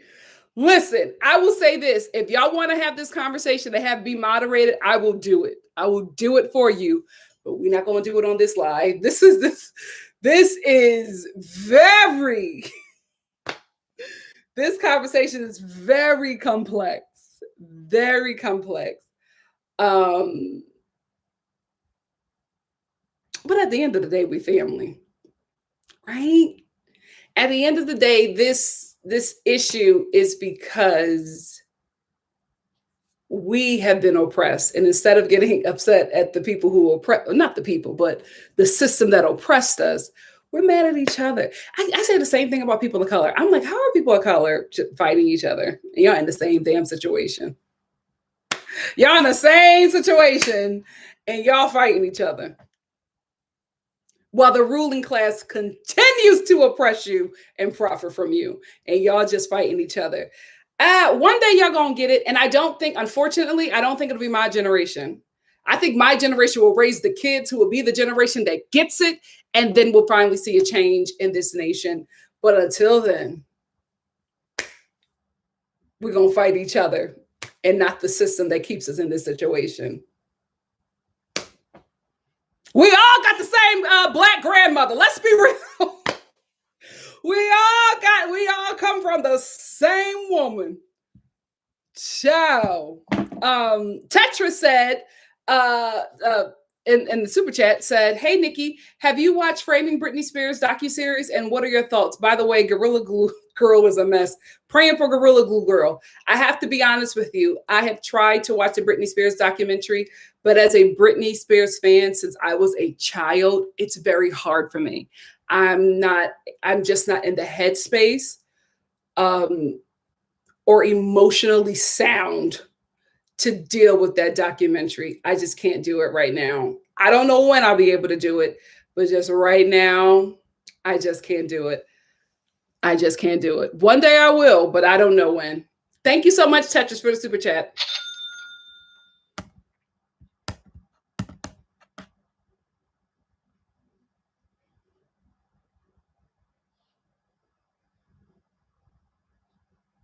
Proscian, Black experience all over the diaspora is very different. Very different. You can have a much, because speaking of the Bell Collective, or I'm speaking of it, I was watching the latest episode and there were like a few Black women from Mississippi who said they had never experienced racism. I was shocked as a Black woman from Philadelphia because I can tell you what racism is, right? But they said they never experienced it. So we're not a monolith. That's one thing that that a lot of people tend to forget, that the Black community is not a monolith. We were, given this identity because of our oppression and how we got here. We just embraced it, and made it hot. So now everybody want to be it. But this wasn't like, we all came from totally different places and had totally different cultures. So especially within America, the Black community is a mesh of a plethora of African cultures. We just don't know where they came from. You know what I mean? Like, we just don't know where they came from, right? Specifically. But we know it's from the largest continent in the universe. We know that that's where it's the planet. We know that that's where it's from, but we don't know which culture or what community, right? So we're just like a mesh of cultures because of the situation that we were put in, brought from different places, and we just made a community.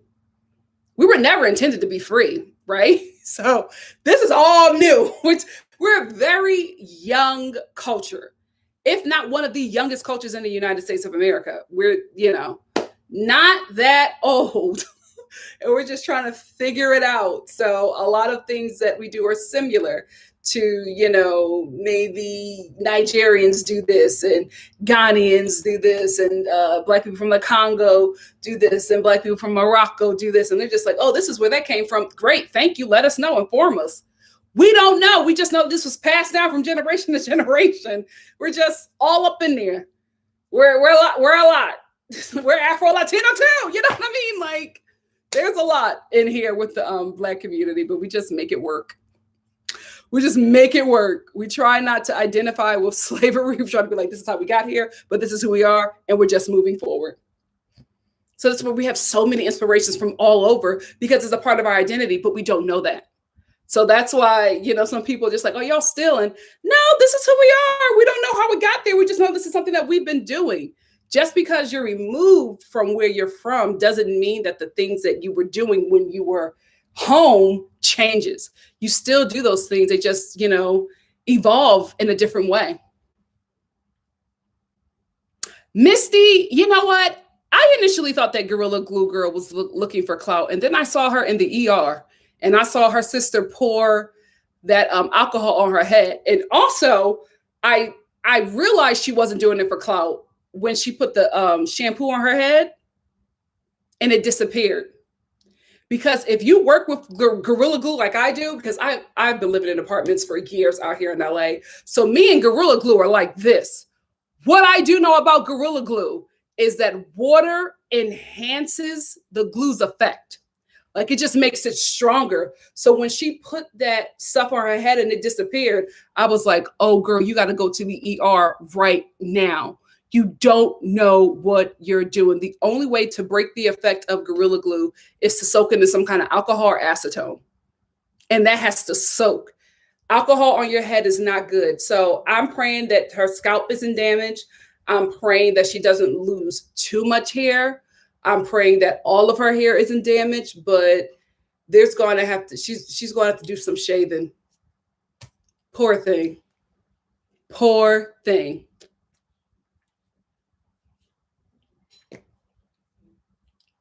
Oh, Meghan Markle's family was so embarrassing. And you know what's Queen, and you know what's real messed up? Meghan Markle wanted her family to be a part of the process. She wanted her father to walk her down the aisle. He messed that up. His kids messed that up. She invited that whole family to the wedding, and they fumbled that bag by being jealous. Oh, well. Oh, Ruth said, if there's one white lady I'll fight over, it's Brittany Jean. I love and pray for her healing. For me, Brittany Jean and Princess Diana. I don't get into Twitter wars, but you say something about Britney Spears and Princess Diana, let's go. Let's go. Who said what? Who said what? I'm ready. And Carol Burnett, but nobody says anything about Carol Burnett. Pink Petal said, when is the Bachelor review? Pink Petal said, hasn't come on yet. The Bachelor, is it on where you're from? It hasn't come on here yet. It doesn't come on until 8 o'clock. It's 2 o'clock here in LA. I normally do the Bachelor review Tuesdays at 12 p.m. The only reason why I do them the next day is because when it's 10 p.m. for me, it's like 1 and 2 a.m. and 5 a.m. for a lot of you. So I just decided to do it the next day, but I will gladly do the Bachelor review right after the show. But a lot of you guys are asleep.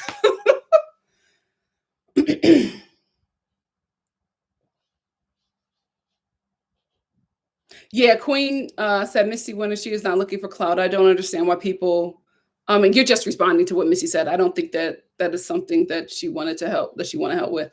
Yeah, when she put that Pantene on her head and it disappeared, I was just like, girl, you are in danger. Poor thing. She has a GoFundMe. I don't know where, I saw it earlier. I should have saved it, but I'm going to donate to that because I think she's telling the truth. Did you see her take pictures in the ER? And the nurse was just like, oh, this is unsalvageable. We cannot. I felt so bad for her. But it's also a bigger conversation, you know what I mean, of how Black women feel the need to go to extreme lengths to, straighten their hair. Because up until last year, it was illegal to wear our natural hair in the workplace. And we fighting about who was black and who isn't. Child, we got bigger fish to fry. Let's come together and take this demon out together.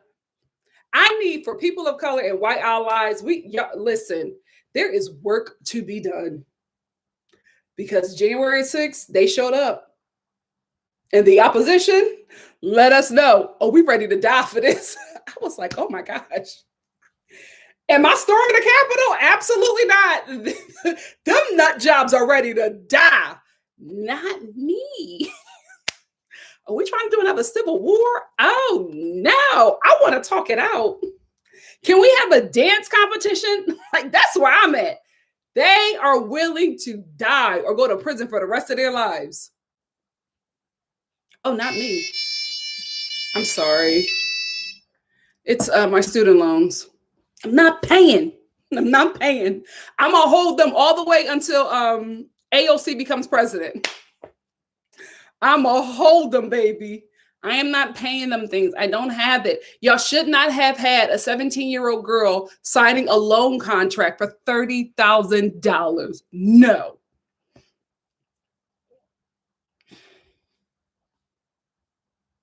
Oh yeah, Caitlin, I saw that. A few people already sent that to me. I'd already heard it in the streets about that spoiler. It definitely is a missed opportunity. Oh yeah, Nathaniel. I knew that Viacom was going to give Nick Cannon Wildin' Out back. The thing about it, unfortunately, is they're not going to give him the same budget. So Wildin' Out might look different if those people, don't come back for, less money. Because they're not going to give him the same deal. He had that deal because the show had been on for years. So every year you renew. Now this is a whole new contract, whole new terms.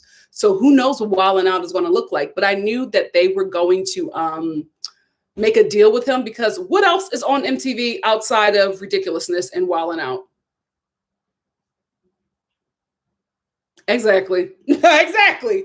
They needed something cheap to fill the airspace. That's why that's why ridiculousness and Wildin' Out are always playing, because it's really cheap to produce those shows. So they're not, so MTV doesn't have to pay out a lot of money. A show like The Challenge and those Love Island shows and Teen Mom shows, there's a lot of other people that they have to pay, music rights and all kinds of things. With ridiculousness and The Challenge and Wildin' Out, they're very cheap to produce.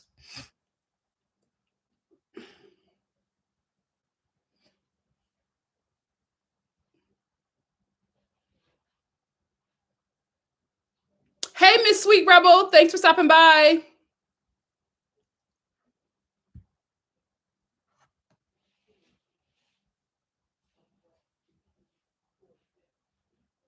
Oh, I'm sorry, Josh. People are awful.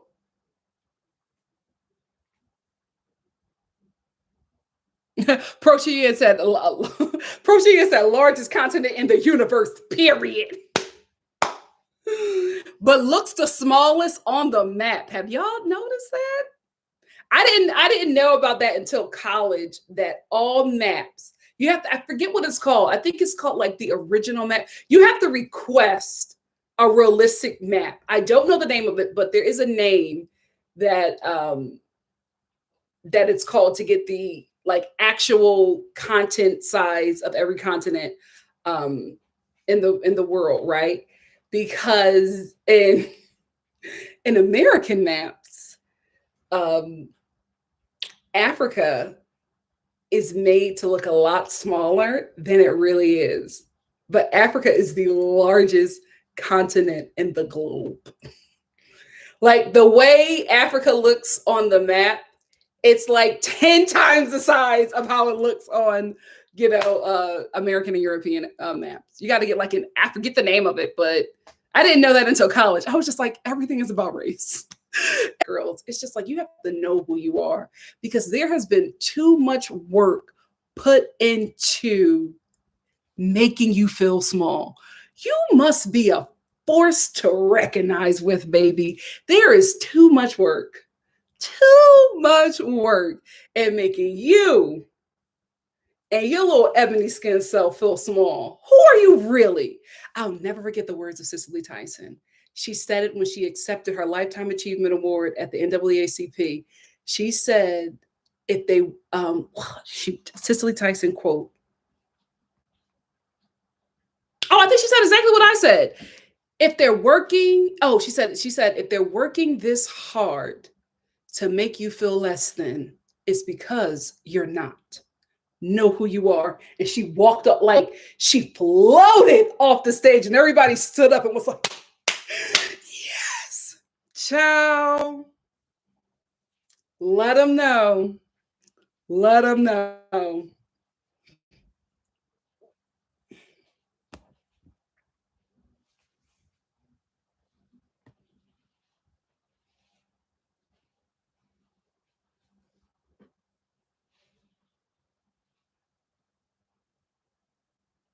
But there, asks for the upgrade, said that an Afro-Latina is not the same as African American history. True. Haitians are also different. Nobody's better, but there is no acknowledgement of any history than African. What acknowledgement of that? Are you talking about in America? Do you know in Utah, parents are able to opt out of Black American history? They don't even teach like the real they don't even teach Black American history. Black American history is American history, right? They don't even teach that. All you know about is how Martin Luther King marched. You don't know that the government killed him. Like, let me stop because I don't want YouTube to take this video down. But I'm gonna tell you right now, African American history isn't even taught. Docile African American history is talked about, but not the real. Yeah, all of our cultures and histories are different, but very similar in oppression, if not the same damn thing. Had it not been for colonization, we all be living happy in our homes, minding our business.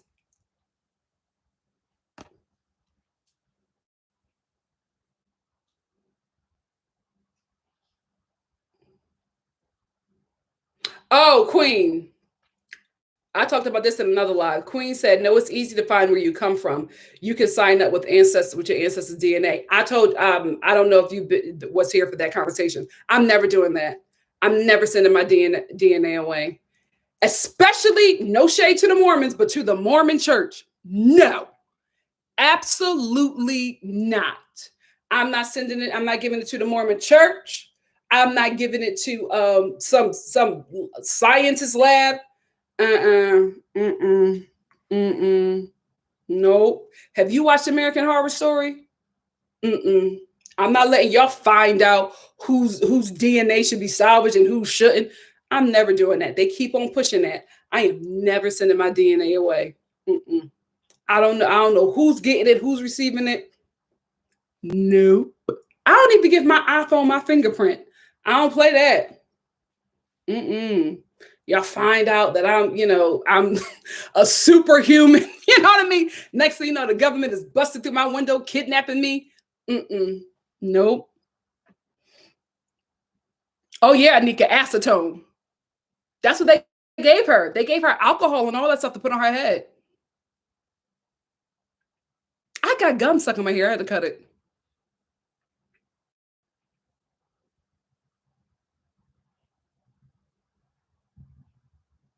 Basically, Brittany said, I just feel like that half of the world is fighting a fight just to be loved and accepted for who they are and their skin, and the others just never know how it is to be hated for trying to just live.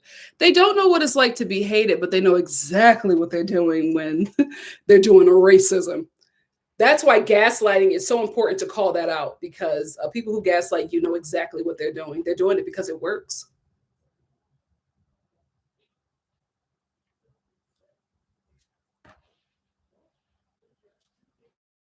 Yeah, we gotta send up prayers for Gorilla Glue Girl. Oh, I love me some Dolly Parton. That is my girl. Misty, she probably doesn't have insurance, so she's probably going to need a lot of medical attention for her scalp. She's probably going to have to get a scalp graft and everything. She's probably going to have to get implants. Like, we don't know what's going to happen to that girl's hair after this. So that's probably why she needs a GoFundMe, if anything, for insurance. Those of you who are watching outside of America, we don't have insurance. There's like 4 Americans who have it, and they're billionaires. The rest of us can't afford it. The rest of us stay in terrible jobs just to have it.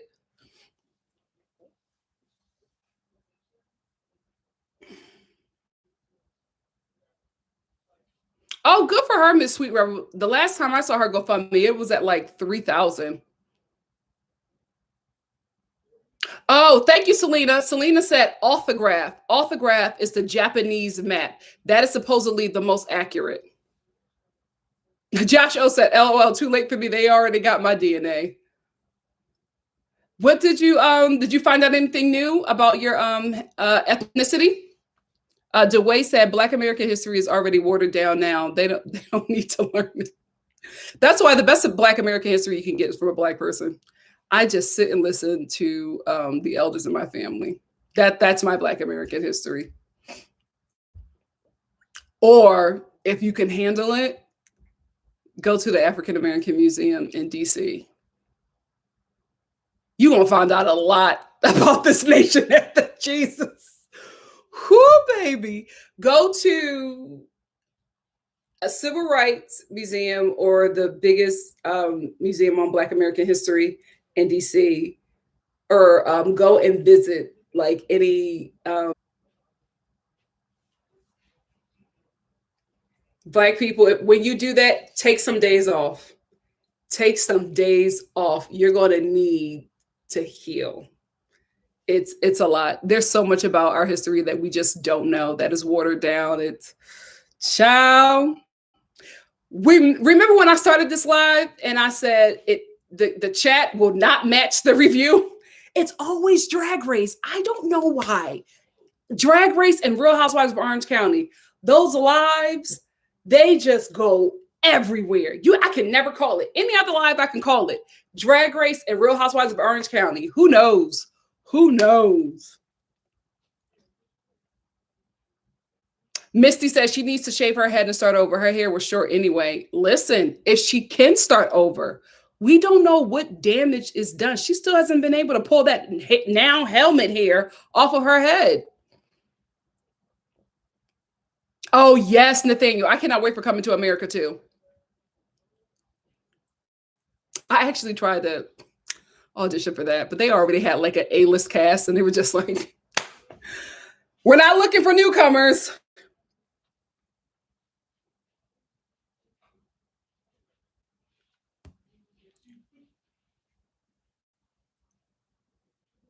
Oh, yeah, Coos Girly. If she went to the ER with no insurance, she already about 10,000 down. That's why, let me tell you something. I remember I was going for a jog in my neighborhood years ago. I fell, busted my knee. I could not even walk. I called my roommate. She was just like, she wasn't able to come pick me up. So she was like, do you want me to call an ambulance? Baby, absolutely not, because I had passed out years ago when I was working in Philadelphia outside of this hot job. I was still paying for the ambulance ride. I said, oh, no, girl, I'll make it. She was like, are you sure? I said, oh, no, I'll figure it out. I crawled home. There was no way I was getting in the ambulance. I crawled home and then I drove myself to the ER. No way. No way, baby, was I paying for that ambulance ride. It is expensive to get sick or hurt in America. Yes, Queen, she can't sue the Gorilla Glue Company. I mean, listen, I'll be real with you. If she get a little hot shot lawyer, you know what I mean? If Ben Crump get attached to it, she could get something. But it all depends on who it is. Like if you bring enough attention to it, maybe. But at this point, I think it would be, I think it would turn the tides against her. So I would just let it go. Okay, Josh. Oh, guys, we're getting Josh's ancestry. Josh O said, LOL, Nikki, yes, I did my ancestry. I am 40% Black. Okay. 8% Asian, 45% English. The Asian part really shocked me. See, you just never know. Listen, our ancestors was all over the place. Putting it down. Okay. Child, I know my if I ever did my DNA, I know my bloodline is gonna be all over the place because my family gets it in. Okay. I'm like, oh my God, Korean, Mongolian, girl, what? Yeah, that museum is a lot, Anika. It is a lot.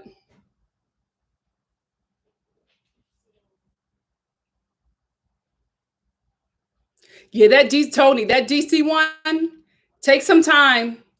You are going to find out a lot. A lot. Let's just say I used to be a Tiffany and Co girl. I can't even walk by Tiffany's without feeling triggered. It's gonna be a lot of stuff you're gonna find out in that museum. You're just gonna be like, what? Everything in the United States of America profited off of the slave trade. Everything.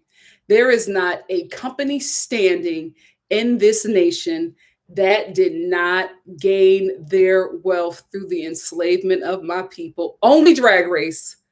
I'm telling you, Drag Race lives, where are we? Where are we at? Where are we at? Oh God.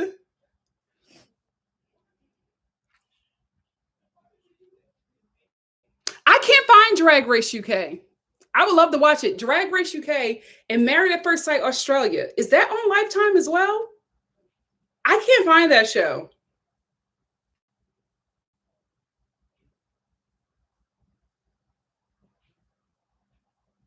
Yep, Prochian said I used to work in the ER. I saw old people that came in because they fell and broke an arm, and they charge $15,670, and the nurses are like, they will get on the payment plan. It's all good. Let me tell you something.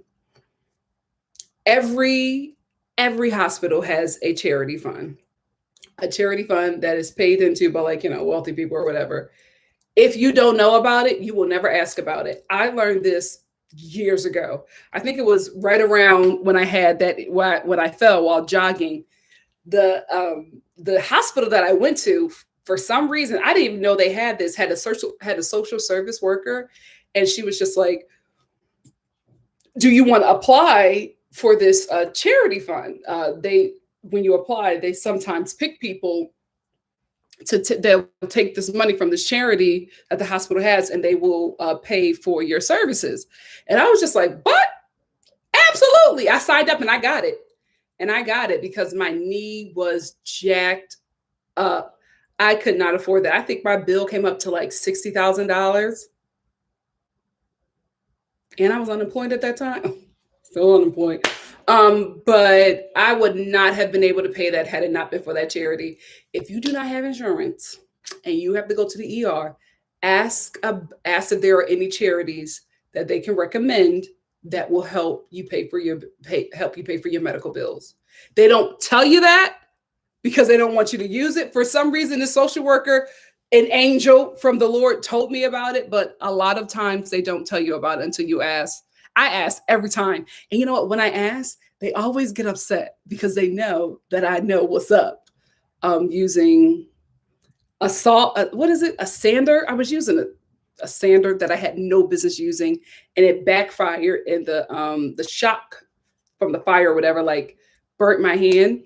And I went to the ER, and after they saw me when it was time to check out, I was just like, oh, so are there any charities that have donated to the hospital that I can apply for? The lady was taking my information, and she was just like, we have two. She was so pissed because I knew, and they paid for my medical. They paid for my medical. Little T. And that happened in Philly and in LA. So I was able to, two totally different hospitals. The Philly one told me about it. LA was like, nah, we just gonna take this money. But when I asked, I got it, I applied. You just have to be like, I'm single, I don't have no family, nobody knows me. Y'all know how to put it on and get that money.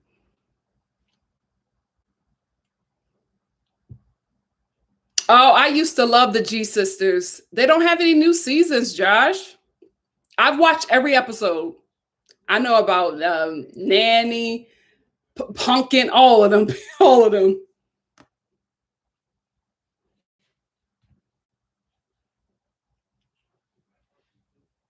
Oh yeah, the app. That's what it is. I don't have the app.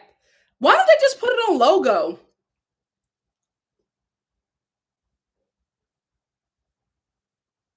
Oh, Misty's Tiffany's created the shackles that they will put on our people's necks, hands, and feet, and the chains. They created. That's where their iconic chain necklace comes from. It's the exact same shackle necklace that they use on our people. So around the neck, around the arms, and right in the museum, there's a box with like these shackles, and they have a whole history of Tiffany and Co. in slavery and like engraved. Like, so you know that iconic necklace, right? So it looks just like it. So it's this huge shackle chain and then this huge circle, and it says property of Tiffany and Co.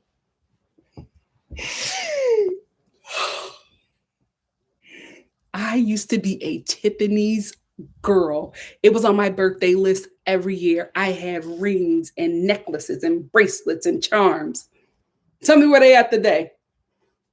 I ain't even give them away. Garbage. Probably some whoever looked through my garbage. You won. You won. But yeah, I saw that my stomach still turns to this day that you will put your name on something like that will go on the neck of a human being. Listen, the people who did that back in the day at Tiffany's are probably not alive. Probably not the same company. They probably have a different outlook. I can't get over it. You are responsible for what you know. I haven't shopped there since. Proshian, I knew it was you. Proshian said, Nikki, I can give you my login if you want to watch Drag Race UK. No, don't do that, baby. I'll listen. I will find a way. But thank you so much for offering, Proshian. Thank you. Denora said, did my ancestry 96% African, 2% Portuguese, and Spain, and 2% Norwegian. See? Child. You better go ahead, 96%. I don't know anybody who got 96. You go, Denard. Nathaniel Davis said, who would you want to see a versus battle between? I would love to see this battle. It would never happen for two reasons. One, these are white women, and one is not in the mental state to do it. Britney Spears and Christina Aguilera. That would be my versus. And I would need them to be like side-by-side performances, right? Christina could just sit there and have a mic and just go, I want Britney to give me everything. My loneliness is killing me. I want the whole thing. I want the whole thing.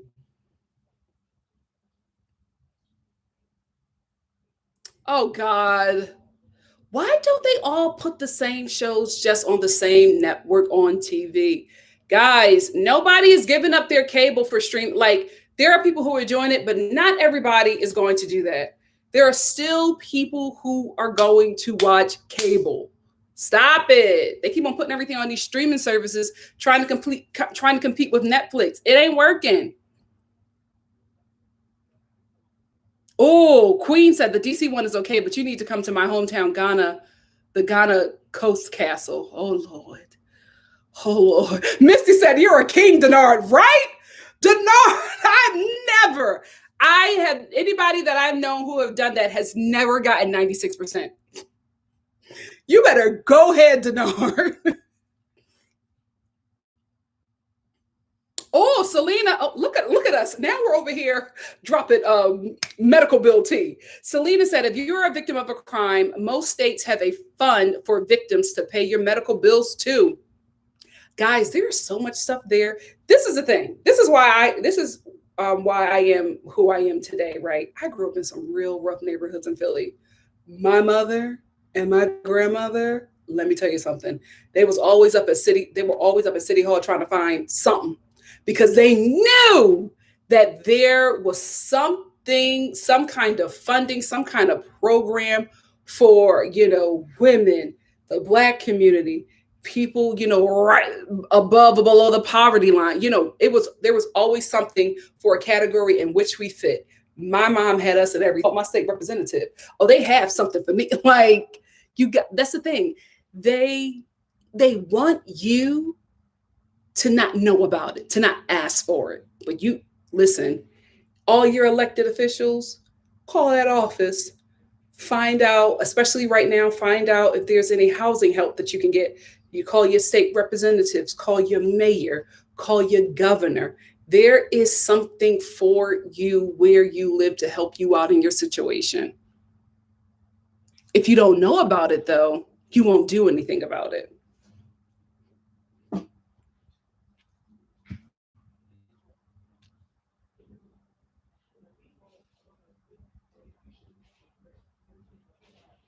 Monica said, I'm from, look at us dropping out DNA. Monica Morales said, I'm from Puerto Rico and my ancestry is 39% African, Nigerian, Indian, and 50% European, German, Spanish, Portuguese. I was shocked. So you just never know.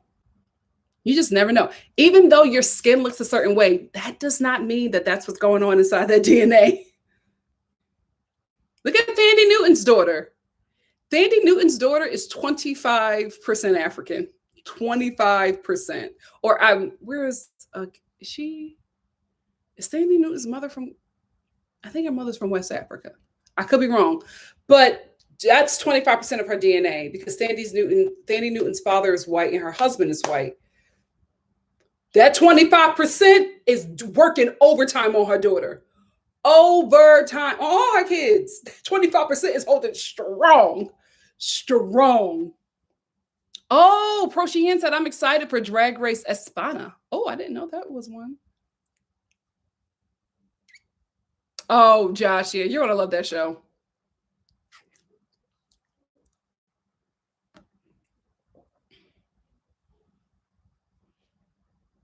Tony says, so not for nothing. What's the greatness about USA?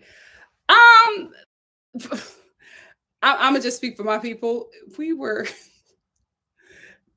created a culture, like we were brought here unwillingly, captured and brought here, and enslaved. We don't know, like unfortunately, this is our home. And we made it. Listen, I love to travel. I've been to great places outside of America. Have I gone outside of America? Hold on. I'm like, am I lying? I've just been to Jamaica several times. I'm like, where else have I been? Child, it's all been Jamaica. I felt like I left the country. It's all been Jamaica. Anyway, I had a great time. Obviously, I enjoyed Jamaica. But this is my home. This is my culture. This is my people. Like, we got here in a terrible way, but are you going to leave your home for greener pastures? It sounds like a great idea, but that's your culture. That's your people. I like to travel. I would love to raise my kids in different places, but I'll always come back home. I'll always come back home. So that's what the greatness is. Me.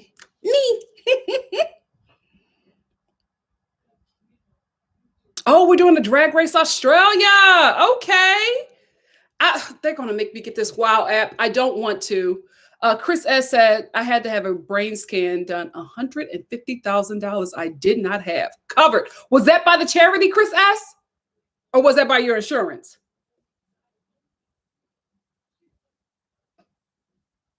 Yeah, that's exactly why they're taking off the $20 bill and replacing him with Harriet Tubman.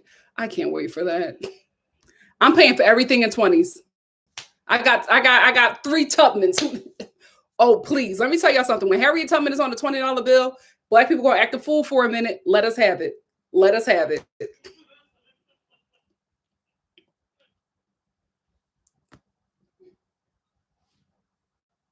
Jose said, have you watched Framing Britney? Oh, yeah. I haven't, Jose. I can't watch it, Jose. I don't know. I got to be in the right headspace for it. And I just don't feel like I'm there every time because it's on Hulu. And every time I log on to Hulu, it comes up and I'm like, I can't do it yet. I can't. It needs to be like a Saturday when I don't have anything to do and I can watch it, cry, get myself together, and still be able to salvage my day. How long is this video? Let me get off of here because y'all know people hate when this is too long. When they, not the people on it, but the playback people are just like 2 hours. What are you doing? 2 hours. Watch it. Poor Brittany. I would love for her mother. Like, to be honest with you, Britney Spears, what was she doing where she needed to be like have somebody over her money and filling her up with pills? She attacked the paparazzi that was following her. They had been harassing and stalking her since she was a freaking child. She had a moment.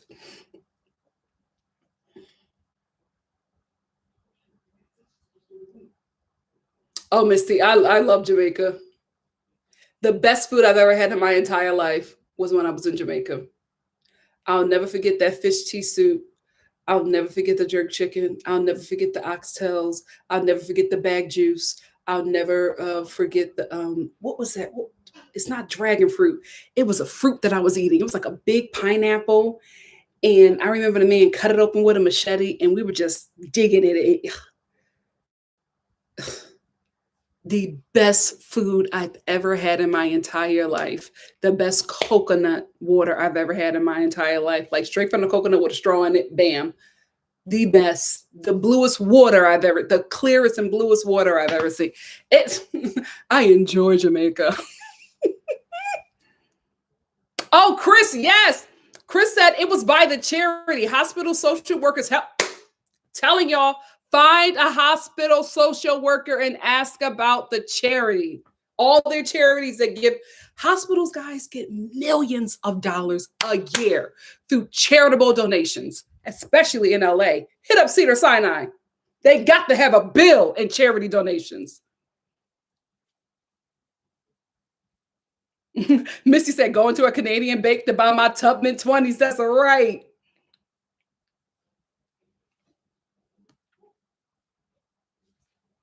Oh, absolutely, Chris. I agree with you. I agree with you. Chris said, can I be honest? There's something perverse about a woman who was owned as capital on this shady country's money. Absolutely agree. I'm still paying for everything in Tubman's. You know what I mean? It's like, do I want it? No. Am I going to go buck when it happens? Absolutely.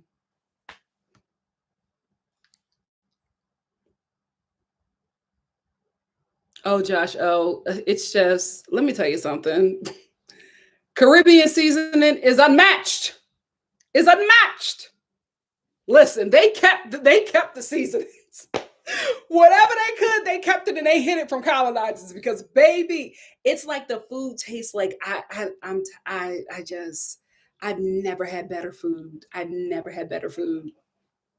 The only place, two places I want to go, two European places that I want to go to try their food is Italy and Spain. Both of my sisters went there and they was just like, girl,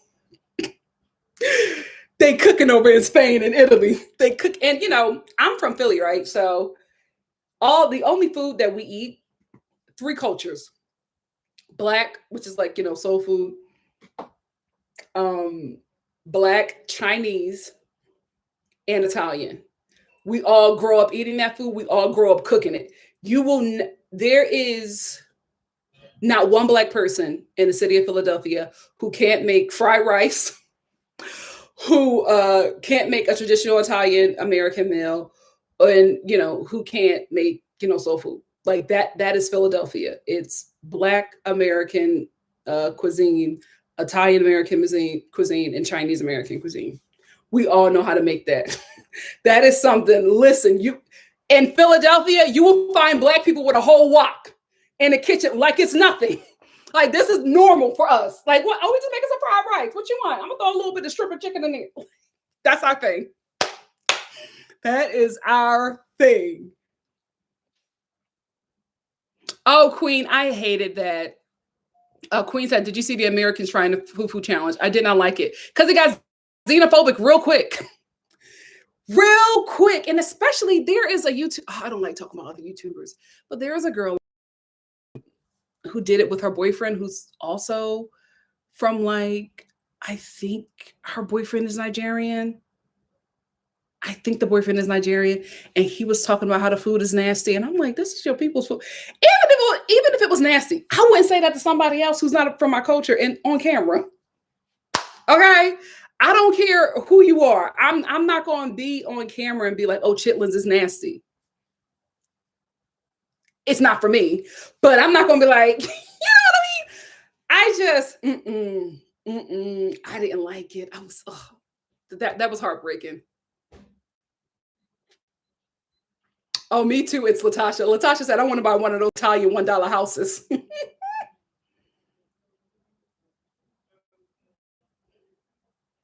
Oh, Denard is so, Jamaican food is like superior. I love it.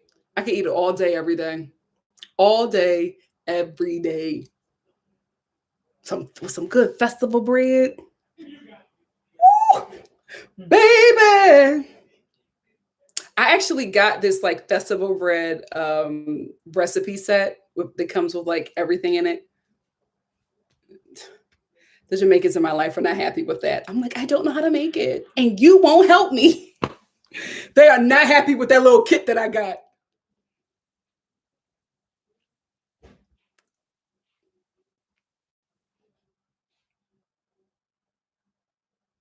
Oh no, Nini's team dropped her. Oh no. Chris S said, I still make tomato pie. I'm telling you, you will find Black people in Philadelphia making food like. I remember time I was staying with some friends, mixture of friends, and they had all like got some food that I didn't want. And my friend was like, well, I just went grocery shopping. You can make whatever you want. So I went in their kitchen. I found some butter. I found some fresh tomatoes. I found some basil. And I got to cook and some onions. I got to cook it. He had to walk in the kitchen. He said, it smelled like my grandmother was in here cooking. What are you? And he saw me. He was just like, how are you making this Italian American meal? Like, you know what you're doing. I was like, because I do. I'm from Philly. He was so shocked. He was just like, how do you know how to do this? Welcome to Philadelphia.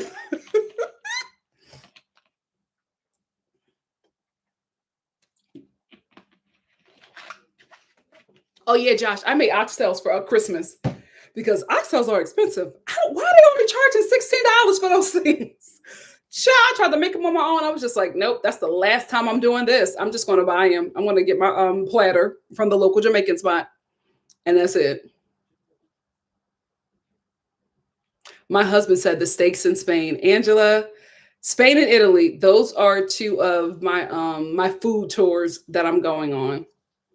Another one is I'm doing a food tour all across the Caribbean, and then I'm going to do a food tour if I can afford it and I got the time across Africa. It may take me some years, but I am eating. I am going buck in Africa, baby. I'm trying everything.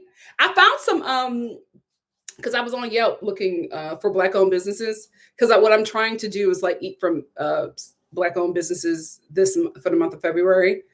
The only problem is that I don't live in a Black area, so I got to travel very far to the Black people here in LA. But I found a lot of like Belizean, is it Belizean? Belizean and Ethiopian restaurants that I'm definitely gonna try. I can't wait. Of course, the Jamaican restaurants are on the top. Like I didn't even bother. I got 4 that I just discovered that are not too far from me. I'm like, oh, it's about to get crazy. Yeah, oxtails are expensive though.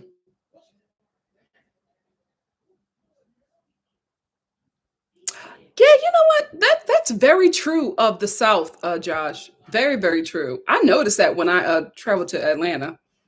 I'm just like, it ain't no Caribbean people down here. You would think they would be in Atlanta.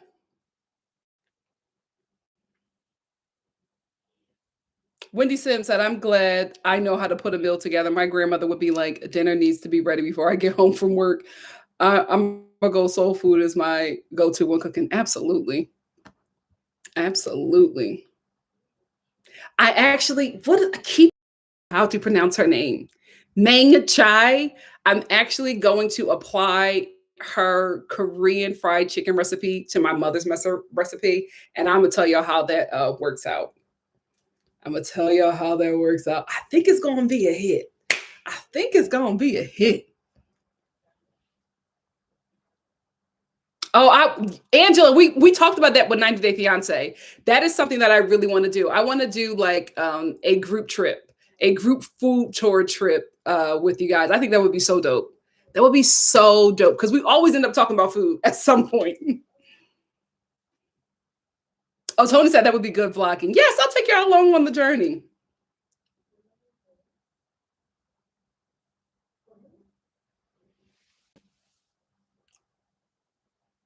Selena said Asia has my food favorite, Vietnamese, Thai. My little sister's going to take me to a Thai restaurant because she's just like, you don't know what you're missing. I've never had Thai food before. And she's like, oh, I know a place.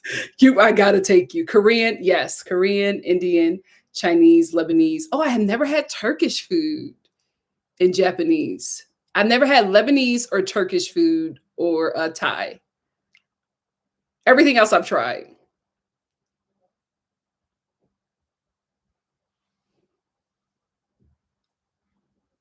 Now we're talking about food. See, drag race. It's always drag race in the Real Housewives of Orange County.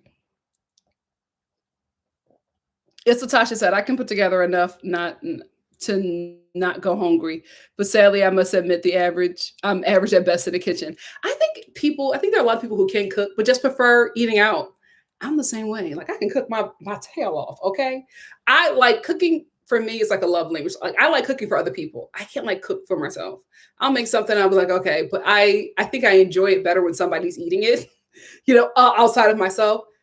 But I'm a restaurant person. And that's just like how my mom is. My mom just always had us in restaurants. So she was just like, listen, I had a lot of kids. And so I'd rather take somebody else to make y'all something to eat and I'll just pay for it. So we're restaurant people. We love a restaurant. So dealing with this right now with the pandemic, not being able to go out to restaurants for like, a year has really taken a toll on my family because we are restaurant people.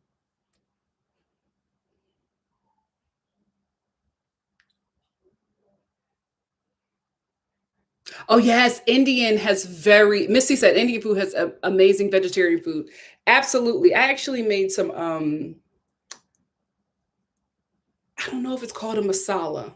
Is it called masala? I think I made a yeah, it's a vegetarian masala with like lentils and brown rice.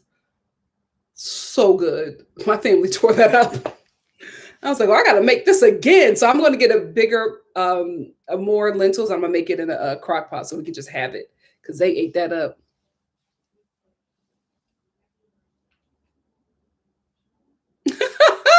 Joshua says, Selena, my money goes to cooking and makeup. Same, same.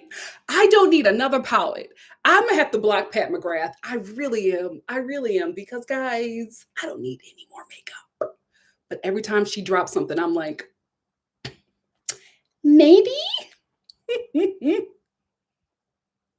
Oh, masala is the powder. So I don't know what it is that I made then. I don't know what it is that I made. I had the whole recipe. You know what? It was called masala, but you know what? Whoever it could somebody could have worded that wrong. Naan, yes, it's Latasha. I love me some naan bread. The best, it's not authentic, but I got it from Trader Joe's. It's their garlic naan bread, baby. I toast it in my toaster oven for like 2 minutes.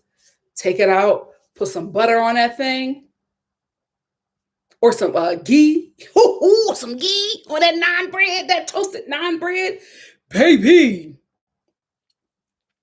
Dal or chana masala. You know what? So y'all got me speaking in tongues. I'm not sure, but I followed this recipe that I have on Pinterest, and it was the bomb. It was the bomb.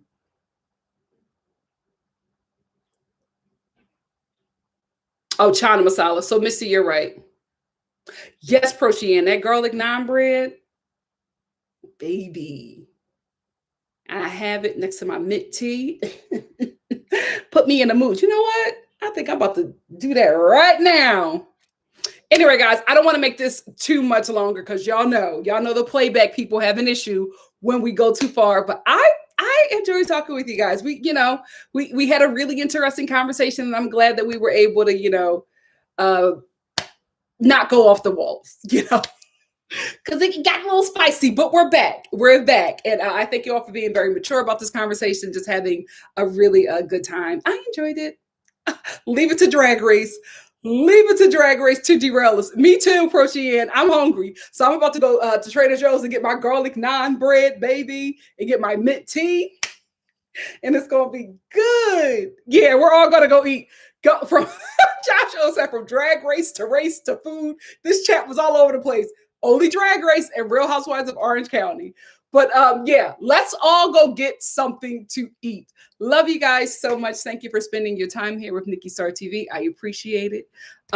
If you like what you see here, please make sure you like the video. And I would love a share, because there might be somebody in your community who you share this with who would enjoy the content I produce here as well. If you're into The Bachelor, I will see you tomorrow at 12 p.m. for my Bachelor recap. Love you, family. See you soon. Bye. Go eat. Go eat. Bye, my